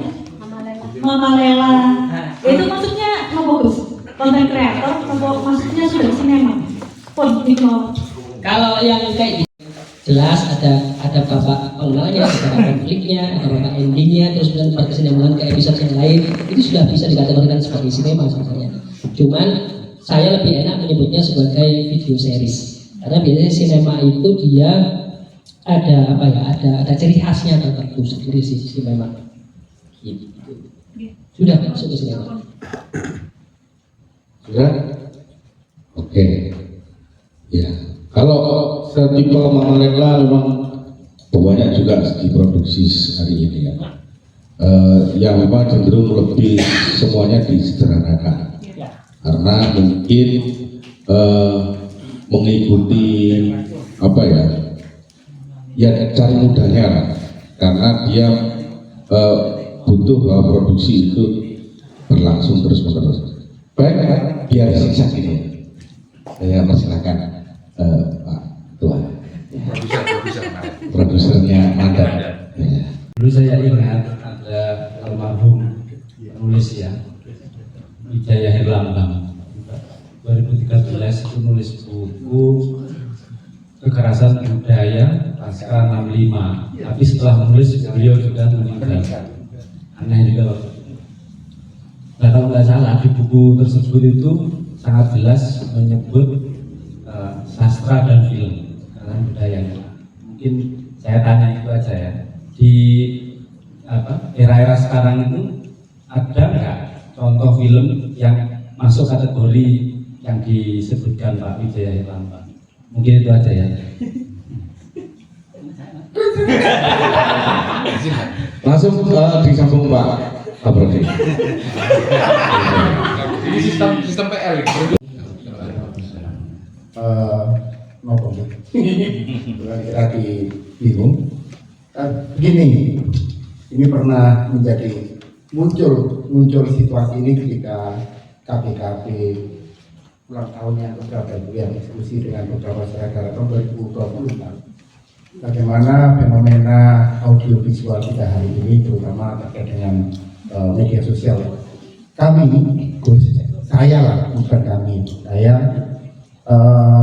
memandang situasi ini dari kacamata teater, dari kacamata seni pertunjukan konvensional, dan itu gak gaduh. Kalau kita melihat pada kacamata konvensional, maka yang muncul yang dikatakan sebagai pertunjukan kan memunculkan 3 aspek itu: penonton, panggung, dan aktor. Salah satu di antara 3 tidak muncul, maka pertunjukan tidak akan muncul. Tetapi fenomena ini itu agak berubah dan memunculkan narasi yang agak yang tidak nutut lah dalam basic knowledge saya untuk membaca itu, ketika di YouTube muncul video reaksi. Ketika saya nonton YouTube, maka ada aktornya, ada medianya YouTube, kemudian saya sebagai penonton. Nah, ketika ada reaksi, saya dalam logika saya kan saya sedang menonton orang yang sedang menonton. Nah, situasi ini pripun penjelasan dari kacamata yang lebih spesifik ya, karena kacamata jenengan di wilayah media juga audiovisual tentu akan lebih konstruktif lah dibanding dari kacamata kami yang itu tadi pertunjukan konvensional. Kemudian yang kedua, saya tadi rodo-rodo krungu kalimatnya Pak Leo. Siapa yang berperan sebagai polisi moral pada konstruksi audiovisual kita hari ini? Karena ini sebenarnya dalam dunia sastra juga sama nih, dalam dunia sastra juga terjadi. Ketika produktivitas novel, ini mungkin sebagai analogi. Hari ini ada asumsi bahwa masyarakat Indonesia gaya bacanya lemah. Saya menolak itu. Karena ternyata pembaca webtoon, pembaca novel-novel luar biasa besar dan mahal. Saya kemarin mencoba menghabiskan 1 seri novel habis hampir 300.000 dan belum selesai. Itu hanya satu judul novel itu. Ya, karena sistemnya kan poin, kita beli berapa poin, 100.000 mungkin dapat 400 poin. Untuk mungkin bab 1 sampai bab 5 itu gratis, tapi bab 6 harus menghabiskan 15 poin. Itu bab yang saya baca kemarin itu 90 dan belum selesai novelnya. Ternyata dalam situasi itu pembaca kita itu Gen Z itu adalah generasi yang sebenarnya agak kaya gitu. Karena ya itu tadi ketika ini saya analogikan kepada situasi audiovisual dengan konstruksi yang sedemikian luar biasa besar ya kuantitinya, itu kemudian pertanyaannya siapa yang menjaga ini? Yang tadi ditanyakan Pak Leo tadi, siapa yang kemudian menjaga situasi ini? Ya.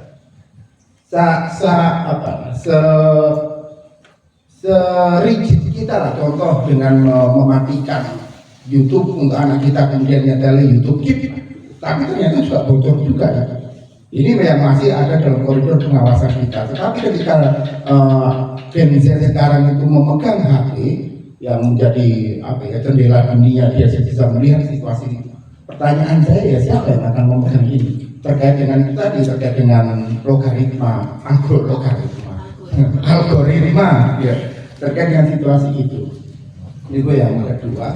Yang ketiga, terkait dengan bagaimana audiovisual itu merelasikan dengan budaya.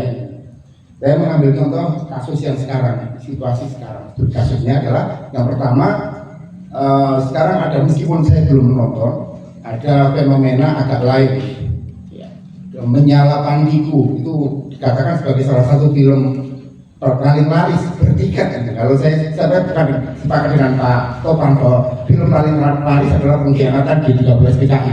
Sekaligus film paling mahal yang pernah dibuat. Sekaligus film dengan aktor paling banyak kan mungkin ya. Itu belum pernah dipecahkan. Tetapi Menyala Pandiku itu menurut saya menjadi situasi yang menarik karena agak lain, ini kan segmented sebenarnya. Dia membawa konstruksi Batak dengan bahkan di awal brandingnya dia menjadi Batak. Nah ini bagaimana kita melihat itu? Apakah masyarakat kita hari ini agak lain ya, memandang situasi yang lain sehingga ada tertarikan etnisitas, ada atau apapun itu.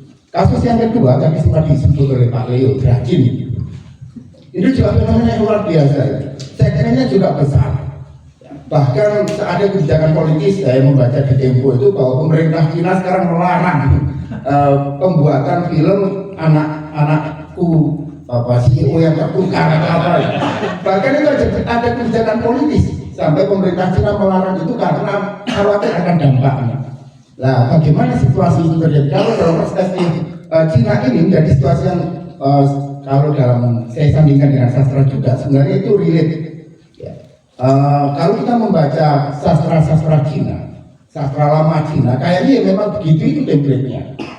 Sangkok, ada heroism, ada yang ultra, yang super power lah, OP itu bahasanya teman-teman Gen Z ya, OP. Ada Journey to the West, bagaimana Sun Gokong yang bahkan berani mengobrak-abrik dunia kayangan. Tipologi itu muncul, kemudian dibawa ke kita novel-novel terjemahan dari itu cerita silat seperti Legend of the Condor Heroes atau Sin Kiao Eng Hiap ya karya Jin Yung, atau Condor Heroes pendekar pemanah Raja Wali yang aktornya ada, yang tokohnya adalah Pichen dan Koyong gitu contohnya. Kemudian legenda pendekar pemanah Raja Wali yang contohnya adalah tokohnya Yuko dan Bibi Lung contohnya. Itu memang narasinya begitu ya, standar begitu, linear, itu template gitu. Nah, apakah ini generasi berbicara pada problematika yang ketiga itu, bagaimana budaya kita? Apakah memang generasi kita itu generasi template yang terima pena-pena? Ya, bukan generasi kita. Ya, saya ngomong generasi kita, bukan generasi saya, karena Bu Jaisa juga penikmat itu. Saya juga penikmat itu sebenarnya. Kemudian kalau kita lihat di Manhwa, kita tahu bahwa komik itu ada 3 genre, ada 3 bukan genre ya, ada 3 wilayah geografis gitu.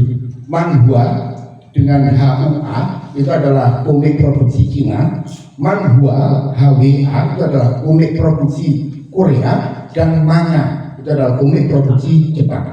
Karakter Manhwa itu sangat plek dengan karakter draginnya ini. Nah, bagaimana kultur ini bisa direlasikan? Apakah memang ada relasi budaya dengan produk budayanya itu untuk Simbangun? Monggo, Pak Sadam. Sebentar kita respon dulu supaya nggak lupa, karena saya hampir lupa, makanya nggak saya hilang.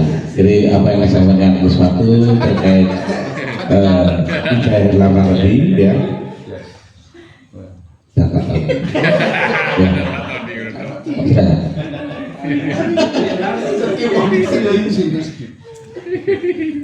Ayo ngelek juga ya. Ya, apa tadi? Ya. Oke. Bagaimana, ada nggak contoh film hari ini yang seperti di dalam Kita kan udah gitu.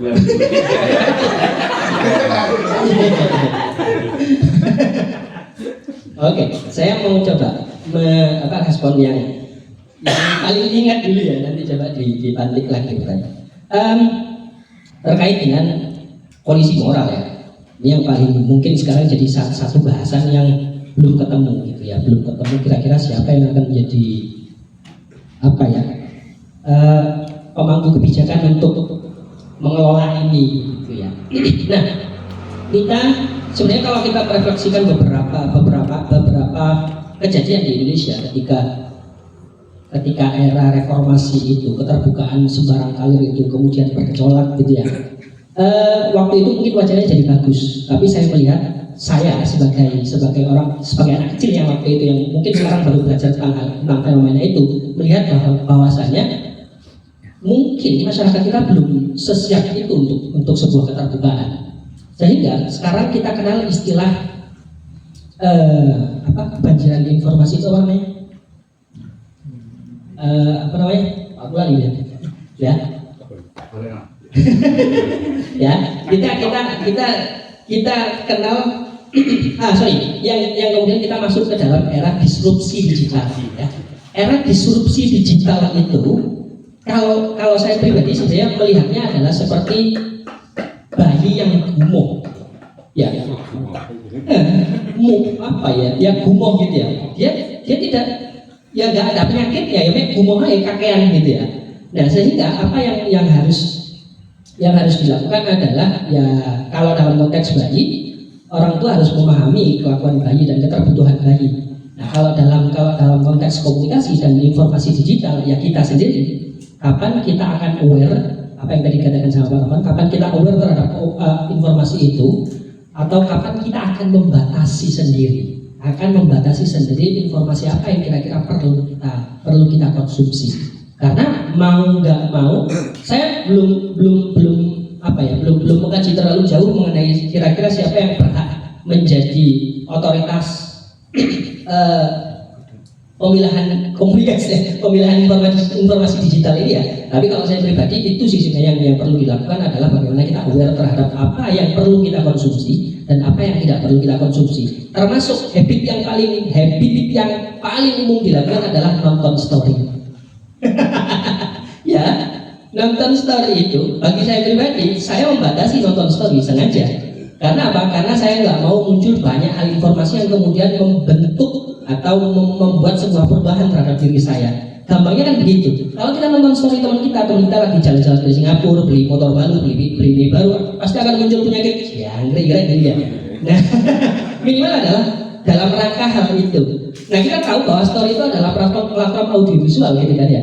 Sehingga sangat multitafsir sekali. Kadang-kadang kita liburannya kapan, diuploadnya kapan, seolah-olah itu membentuk satu dekonstruksi informasi bahwa dia sedang melakukan itu sekarang gitu ya. Nah, itu yang kemudian kita perlu batasi sendiri. Minimal itu dulu, biar terhadap jangan nonton story yang lebay-lebay. Kalau nonton story ya sudah biasa aja. Gitu ya. Itu kalau dari saya pribadi. Nah, kemudian apa lagi? Nah, oke. Kalau Pak Usman Ismail kan pernah bilang bahwasanya setiap film itu merepresentasikan bangsa ya, otomatis. Itu memang secara otomatis bahwa film itu dibentuk berdasarkan latar belakang apa yang kemudian terjadi saat itu di bangsa itu atau yang merepresentasikan bangsa itu. Kita tahu bahwasanya K-pop sekarang lagi sedang menjadi idola hampir 50% masyarakat Indonesia gitu, karena tayangan-tayangan konstruksi visual yang dilakukan oleh mereka, gitu ya. Kalau kita tahu bahwasanya kalau kita tahu, balik lagi ke propaganda, kalau kita sadar sebenarnya ya nggak semua orang Korea itu faktanya suka sama K-pop, karena ada kesenjangan culture, ya ada kesenjangan kelas bahasanya di sana sendiri gitu. Tapi masyarakat kita bukan 100% mau beli tiket seharga 3 juta sampai sekian juta hanya untuk kepingin itu tadi bikin story Blackpink dan teman-temannya yang lain gitu ya. Nah, kalau kita tarik ke konteks itu, maka otomatis ya apa yang kemudian tadi kita bicarakan termasuk Upin Ipin. Kenapa Malaysia menjadi sangat menjadi sangat sukses sekali gitu ya, menceritakan bangsa mereka terhadap anak-anak kita ya, karena anak-anak kita, indikatornya adalah anak-anak kita lebih fasih berbicara bahasa Malaysia daripada bahasa Indonesia yang baik dan benar gitu. Termasuk Malaysia juga ingin bercerita bahwa Malaysia itu dikonstruksi oleh orang-orang yang multi etnis, ada Jarjit yang dari India, ada Mei yang dari Cina gitu ya, terus kemudian ada Upin Ipin. Termasuk mungkin film itu sendiri juga membentengi bahwa Malaysia itu terkenal tidak 100% multi etnis. Kita ingin menguatkan Melayu kita yang mungkin sudah mulai tergeser gitu ya. Nah, itu yang kemudian yang kemudian apa ya tadi ya respon saya terhadap pertanyaan nomor 2 dari Pak Tan. Nah, terus kemudian persoalan terus kemudian soal tadi penonton, panggung, dan aktor.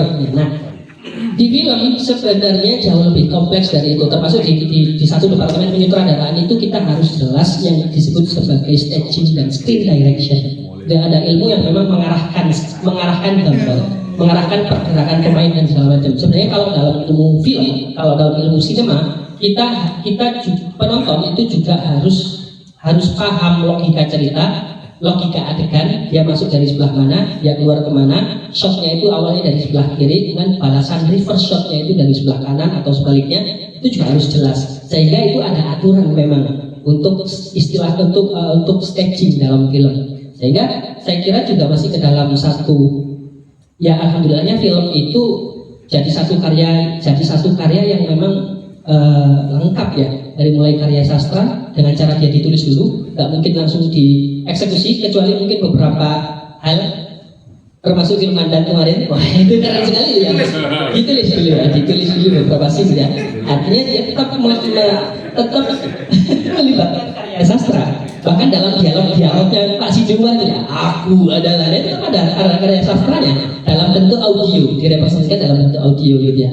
Terus kemudian ada seni musik, ada seni arsitektur. Kenapa kita bisa menyebut film harus ada seni arsitektur? Karena set itu sebisa mungkin dibangun gitu ya. Dan representasi set itu kan juga jadi bagian yang akan menunjukkan kira-kira, menunjukkan ini cerita tentang apa. Kita tahu bahwasanya di film Batman di film-film yang lain mungkin kita terkonstruksi bahwa New York itu adalah kota yang sangat indah sekali, tapi tidak di film Batman gitu ya, bahwa film Batman itu Gotham itu mungkin bagian dari representasi New York saat ini yang dimana kriminalitas itu sangat tinggi sekali gitu ya. Terus kemudian film-film yang lain, film India mungkin ya, yang kita tahu film India joget-joget sama sarukan, tapi di luar dari itu mungkin 80-90% orang-orang India tidak berkulit putih seperti sarukan. Itu yang kemudian menjadi betapa anak-anak Gen Z menurutnya, wih gila film itu ya.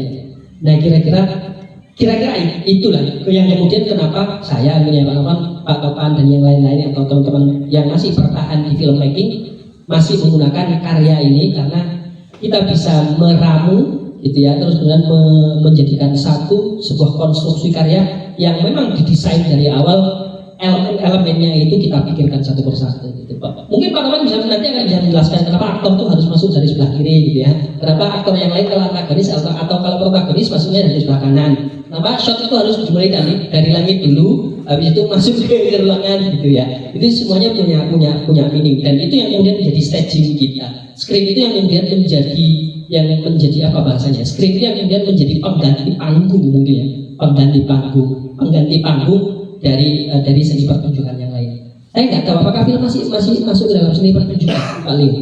Masuk Pak? Film itu masih masuk dalam seni pertunjukan atau sudah seni yang lain? Keluar dari seni pertunjukan. Ya, film dan media baru kalau secara ketentuan. Oh, film dan media baru gitu. Ya, musik, film dan media baru. Iya. Media. Ya. Bahkan musik nggak masuk pertunjukan dulu. Subsektornya sudah beda. Sudah. Oh, sudah beda ini lagi sudah. Terus apa tadi yang jadi terus? Kekerasan budaya. Ya. Dalam buku yang ditulis Hidayah 8 itu muncul statement kekerasan budaya. Nah, kira-kira contoh film sih se ekstrim itu. Masih mau nggak kalau Ya masuk iki Pak, masuk iki. Sing ngomong masuk. Ya, kalau dibilang sebagai kekerasan budaya, saya mungkin cari kata yang lebih tepat adalah mungkin ini ya, bagian dari cara untuk mengekspansi budaya. Itu sih, karena ya kembali lagi sebenarnya kan kesenian itu menurut saya ya, menurut keyakinan saya, kata Panji Pragiwaksono biar nggak salah ini. Dimensi saya kan gitu ya, di stand up ya. Oh ini stand up itu juga masuk konjugan apa lagi? Itu seni baru lagi. Ya, menurut keyakinan saya kan memang sebenarnya kesenian itu adalah bagian juga mentransformasikan pesan gitu ya, dari satu peradaban ke peradaban selanjutnya, termasuk mengekspansi peradaban yang lain gitu ya. Kebetulan memang perangkat teknologinya audiovisual itu jadi perangkat teknologi yang sekarang bahasanya orang-orang SDM itu terbarukan. Terbarukan sehingga dari film itu kalau kita tidak melakukan kalau kita tidak memanfaatkan media ini, maka ya kita yang dimanfaatkan media ini. Pilihannya kalau saya itu aja sebenarnya gitu ya, karena ya mau nggak mau perangnya bukan lagi soal perang dagang ekspor impor, kalau itu jelas kalah kita sama Cina. Tapi kita punya 350 juta masyarakat Indonesia yang mungkin 200 jutanya bisa pegang HP dan bisa bikin konten. Atau kalau mau lebih spesifik lagi, mereka mau belajar bagaimana mengkonstruksi konten atau video jauh lebih bernilai daripada hanya sebatas bercanda di media gitu ya. Bercanda di media itu yang kemudian saya kira kenapa saat ini nggak mungkin lagi kita tidak menggunakan audiovisual. Itu sih mungkin kalau dari saya itu kenapa terus menerus saat ini kita tidak mungkin lagi tidak menggunakan audiovisual untuk menyampaikan apapun gitu ya, untuk menyampaikan apapun. Lanjutnya. Oke, baik. Luar biasa. Saya mau menambahkan sedikit merespon Pak Tony ya. Siapakah sebenarnya yang akan memposisikan sebagai polisi moral? Kalau secara struktur atau formalitas mungkin kita belum mendapatkan informasi yang valid bahwa posisi itu ada pada siapa. Tapi ada KPI Pak dulu. iya, kalau KPI nggak dulu, sampai sekarang KPI juga ada. KPI sama MUI. Ada Komisi Halal Indonesia. Tapi saya meyakini sebagai saya berbicara ketika saya sebagai content creator, saya meyakini bahwa polisi moral kita adalah netizen. Netizen itu cerdas sekali, sangat cerdas. Kamu teman-teman kalau nggak percaya, kalau ada tontonan yang viral, yang bagus, langsung buka komen saja. Jauh lebih bagus. Apa yang kita dapat dari komentar itu? Perspektif semuanya. Bahkan ada komentar yang begini, bayangkan, anu tutup teguh sampai.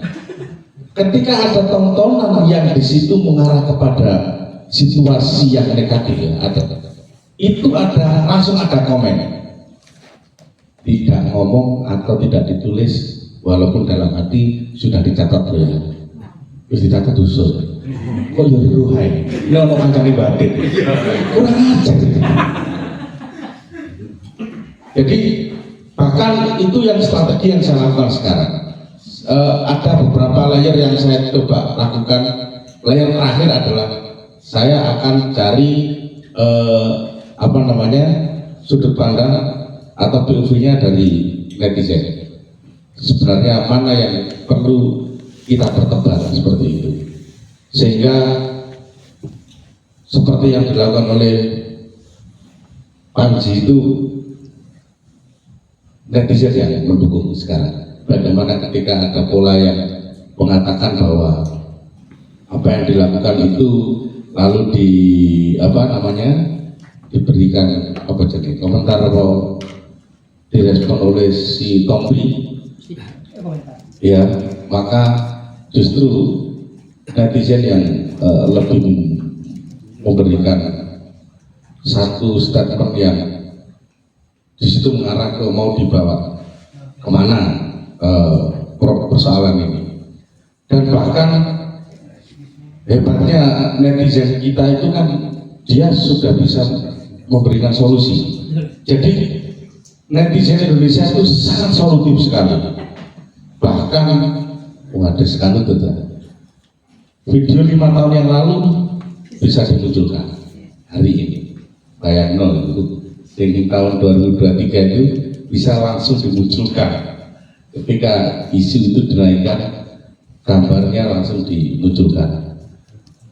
Itu yang saya yakini bahwa polisi kita hari ini adalah salah satunya netizen. Kita punya netizen yang sangat cerdas. Bahkan netizen yang kesasar itu tahu. Contoh netizen yang kesasar adalah, silakan kembali ke FB Pro dengan salam interaksinya. Keliru ketika komen di sini. Itu paham karena pola komentarnya sudah sangat terbaca. Ini orang mana? Bisa komentar di Instagram, bisa komentar di TikTok, bisa komentar di X atau Twitter. Ada pola yang tidak sama semua. Antara komentarnya Twitter, komentarnya Instagram, komentarnya TikTok, komentarnya FB, itu beda semua. Ini yang saya sampai nggak habis pikir, kok bisa ya pola ini terbaca banget, sehingga saya juga akhirnya ya memang bocor karakter ini. Nah itu mungkin yang barangkali salah satu hal positif yang masih kita anggap sebagai ya diuntungkan karena kita punya masyarakat yang masih sangat cerdas seperti itu dalam bermedia. Saya mungkin ini ya karena sudah jam 1:30. Saya akhiri dengan termin terakhir karena sadar tadi bonusnya konflik mau kan. Jadi silakan termin terakhir nanti sadar lalu ada filmmaker sih audio. Kebetulan saya juga tunanetra, artinya sangat erat hubungannya dengan audio gitu kan. Kalau teman-teman itu biasanya kalau di grup WA sama-sama tunanetra itu kan kalau ada yang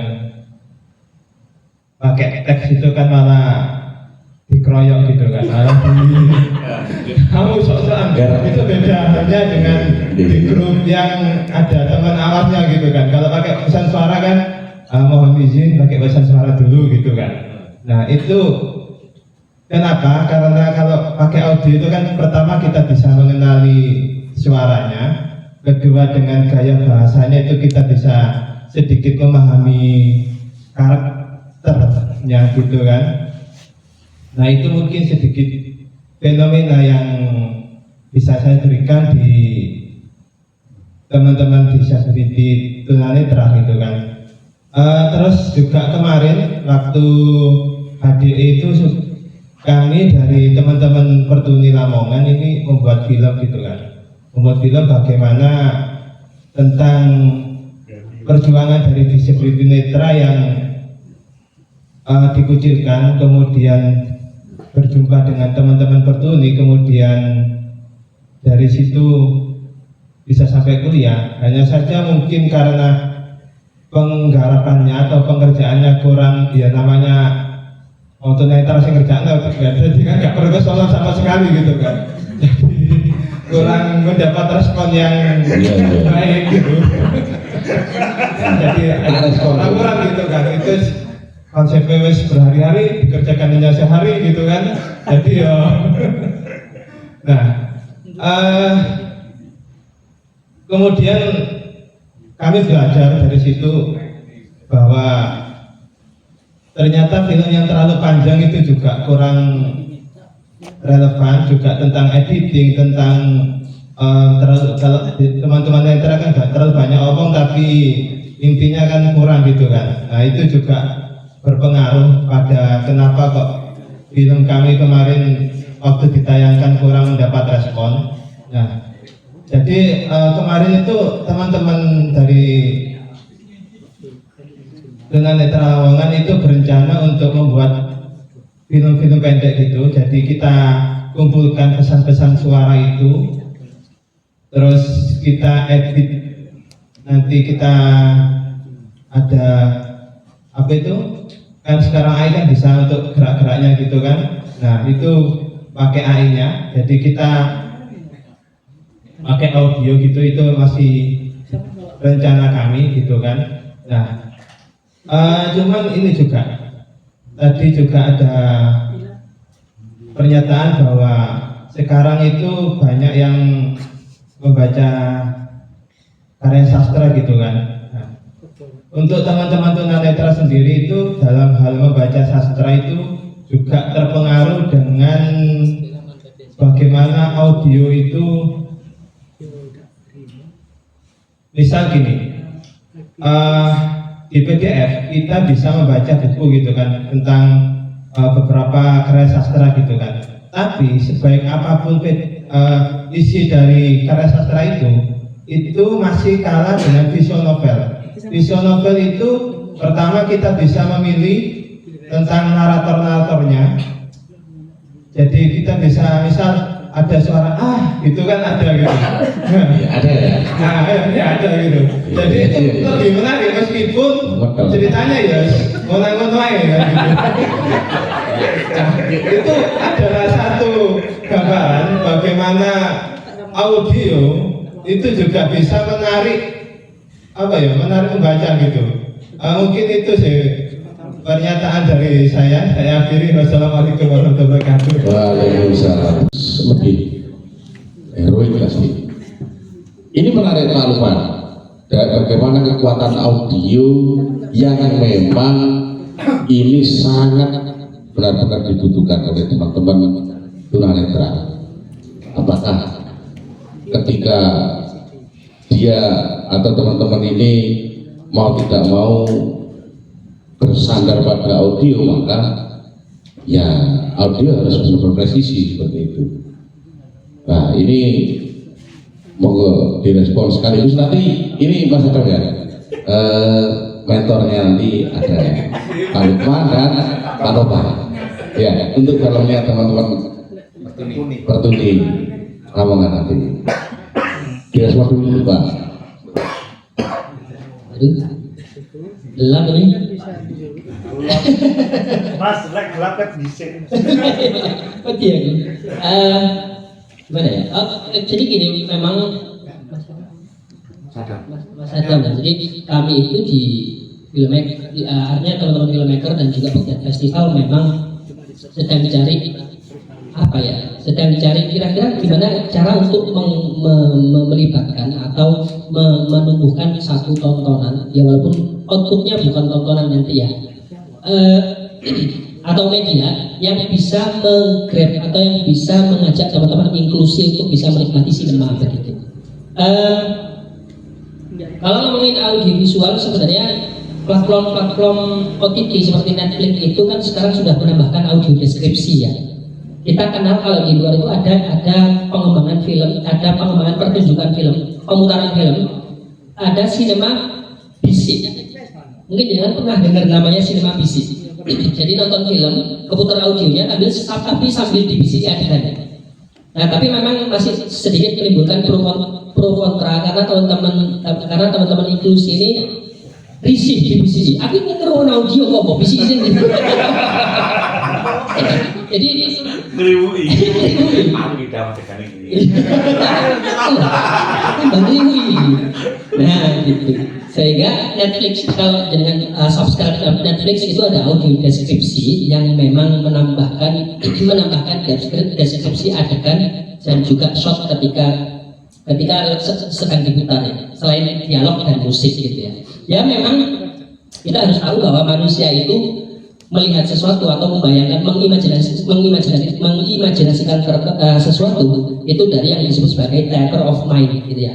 Yang kemudian saya nggak tahu apakah teman-teman inklusi terutama tunanetra ini sudah punya imajinasi sendiri atau bagaimana cara memahami pesan itu. Kalau dalam bentuk platform audiovisual gitu ya. Tapi kalaupun memang nanti konstruksinya hanya butuh audio, maka ya sebenarnya teknologi apa namanya ya radio, ya audio storytelling itu bisa dikembangkan, termasuk mungkin tadi seperti novel bercerita, atau bahkan sekarang mungkin ini yang lagi hype banget di YouTube itu kan kita nonton film, kita nonton sajian yang diceritakan plot filmnya. Pernah tahu nggak? Alur cerita film gitu ya. Ya itu mungkin bisa dinikmati sama teman-teman inklusif, khususnya tunanetra. Itu salah satu pilihan yang sekarang mungkin adanya masih itu. Kita belum banyak mengembangkan teknologi atau medium-medium yang bisa menggrab teman-teman inklusif, khususnya tunanetra. Itu sebenarnya pilihan yang menarik untuk dengerin audio film itu. Saya juga kadang-kadang kalau mau tidur dengerin itu sih. Gitu Pak Leo, sisanya yang lain dulu. Ya, sisanya Mas Adam ada yang dijawab lagi? Ya Pak. Ya. Mangkak biji Pak, sama gagu. Sebelum kita tutup, ada yang disampaikan dari monggo ibu-ibu, Bapak, ataukah kita biar ya. Terima kasih. Saya kira kita cukupkan ya. Berapa jam ya? Ya. Baik, terima kasih Bapak Ibu semuanya, para hadirin sekalian yang sudah hadir di pertemuan kita malam ini, Weber Kloso yang ke-1206 tentang serba-serbi medium audiovisual di era digital. Apapun yang kita bicarakan malam ini, semoga kita bisa membawa vibe positif ketika kita menggunakan media audiovisual. Untuk itu kita akan mengakhiri pertemuan malam ini dengan menonton film Mandat yang diproduksi oleh Pondok Pesantren Budaya Karanggenting dengan disutradari Bapak Topa dan editornya Bapak Lukman. Oke, sebelum kita menonton, saya selaku moderator mohon maaf yang sebesar-besarnya. Terima kasih Bapak Lukman yang sudah hadir dan mau membagi ilmunya di sini, dan saya ucapkan selamat ulang tahun kepada Bapak Lukman. Kita berikan tepuk tangan, semoga berkah, semoga langgeng, pasti bahagia dan sejahtera. Malam ini ternyata ulang tahun. Spesial. Yang rahasia. Siram. Ya. Siram dulu. Oh. Oke, terima kasih. Selamat menonton. Saya akhiri. Assalamualaikum warahmatullahi wabarakatuh.